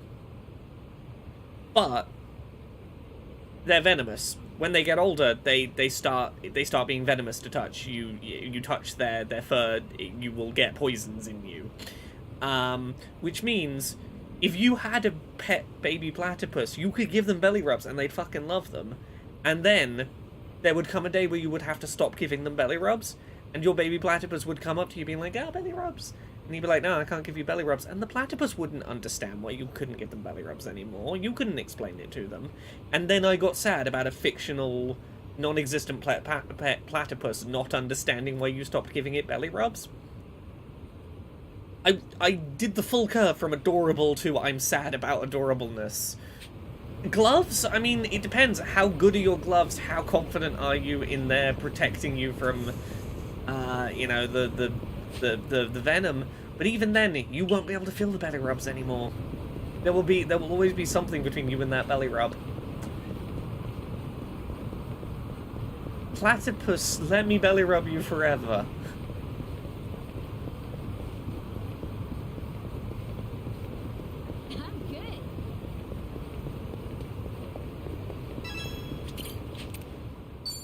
Here we go. We're getting so many level ups for beating up all these groups of bullyable people. Let's do it. Ooh, Essence of Bone Breaker now. That is good. You asked. Yeah, you could find workarounds. It was just in the moment I got weirdly emotional about Platypi. There's so many other non-venomous things to belly rub. Yeah, but none of them are as adorable as a platypus, though. Have you seen a baby platypus getting belly rubs? It's the cutest thing on the planet. I don't think you understand how adorable it is, and how much I'm missing out on now I know that that's an option in life. Oh, girl platypuses don't secrete the venom. Oh, fuck yeah. Okay, thank you. That's the loophole I needed. Boys are icky, we belly rub the girls.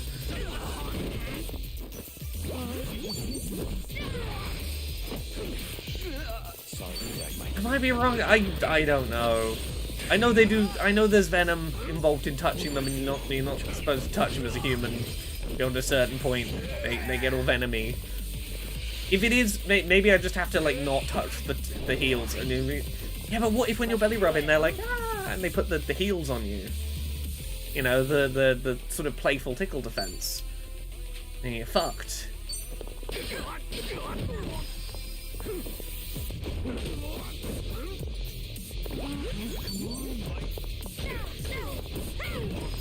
I mean, the heels are close enough to the belly, you probably shouldn't be belly rubbing them even if the venom is coming from the heels. But if the girls don't do venom, again, belly rubs permitted. It's my turn.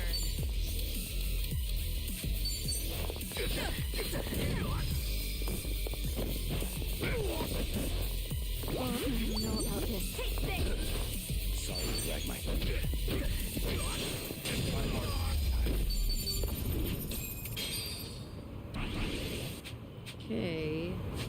Heal everyone up.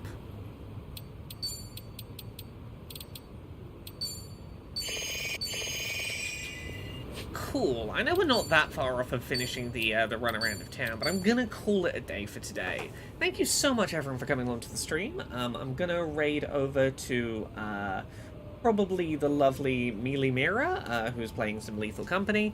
Thank you very much, everyone, for watching. Again, I apologize I'm not going to be around streaming on Friday, but we'll be back next week.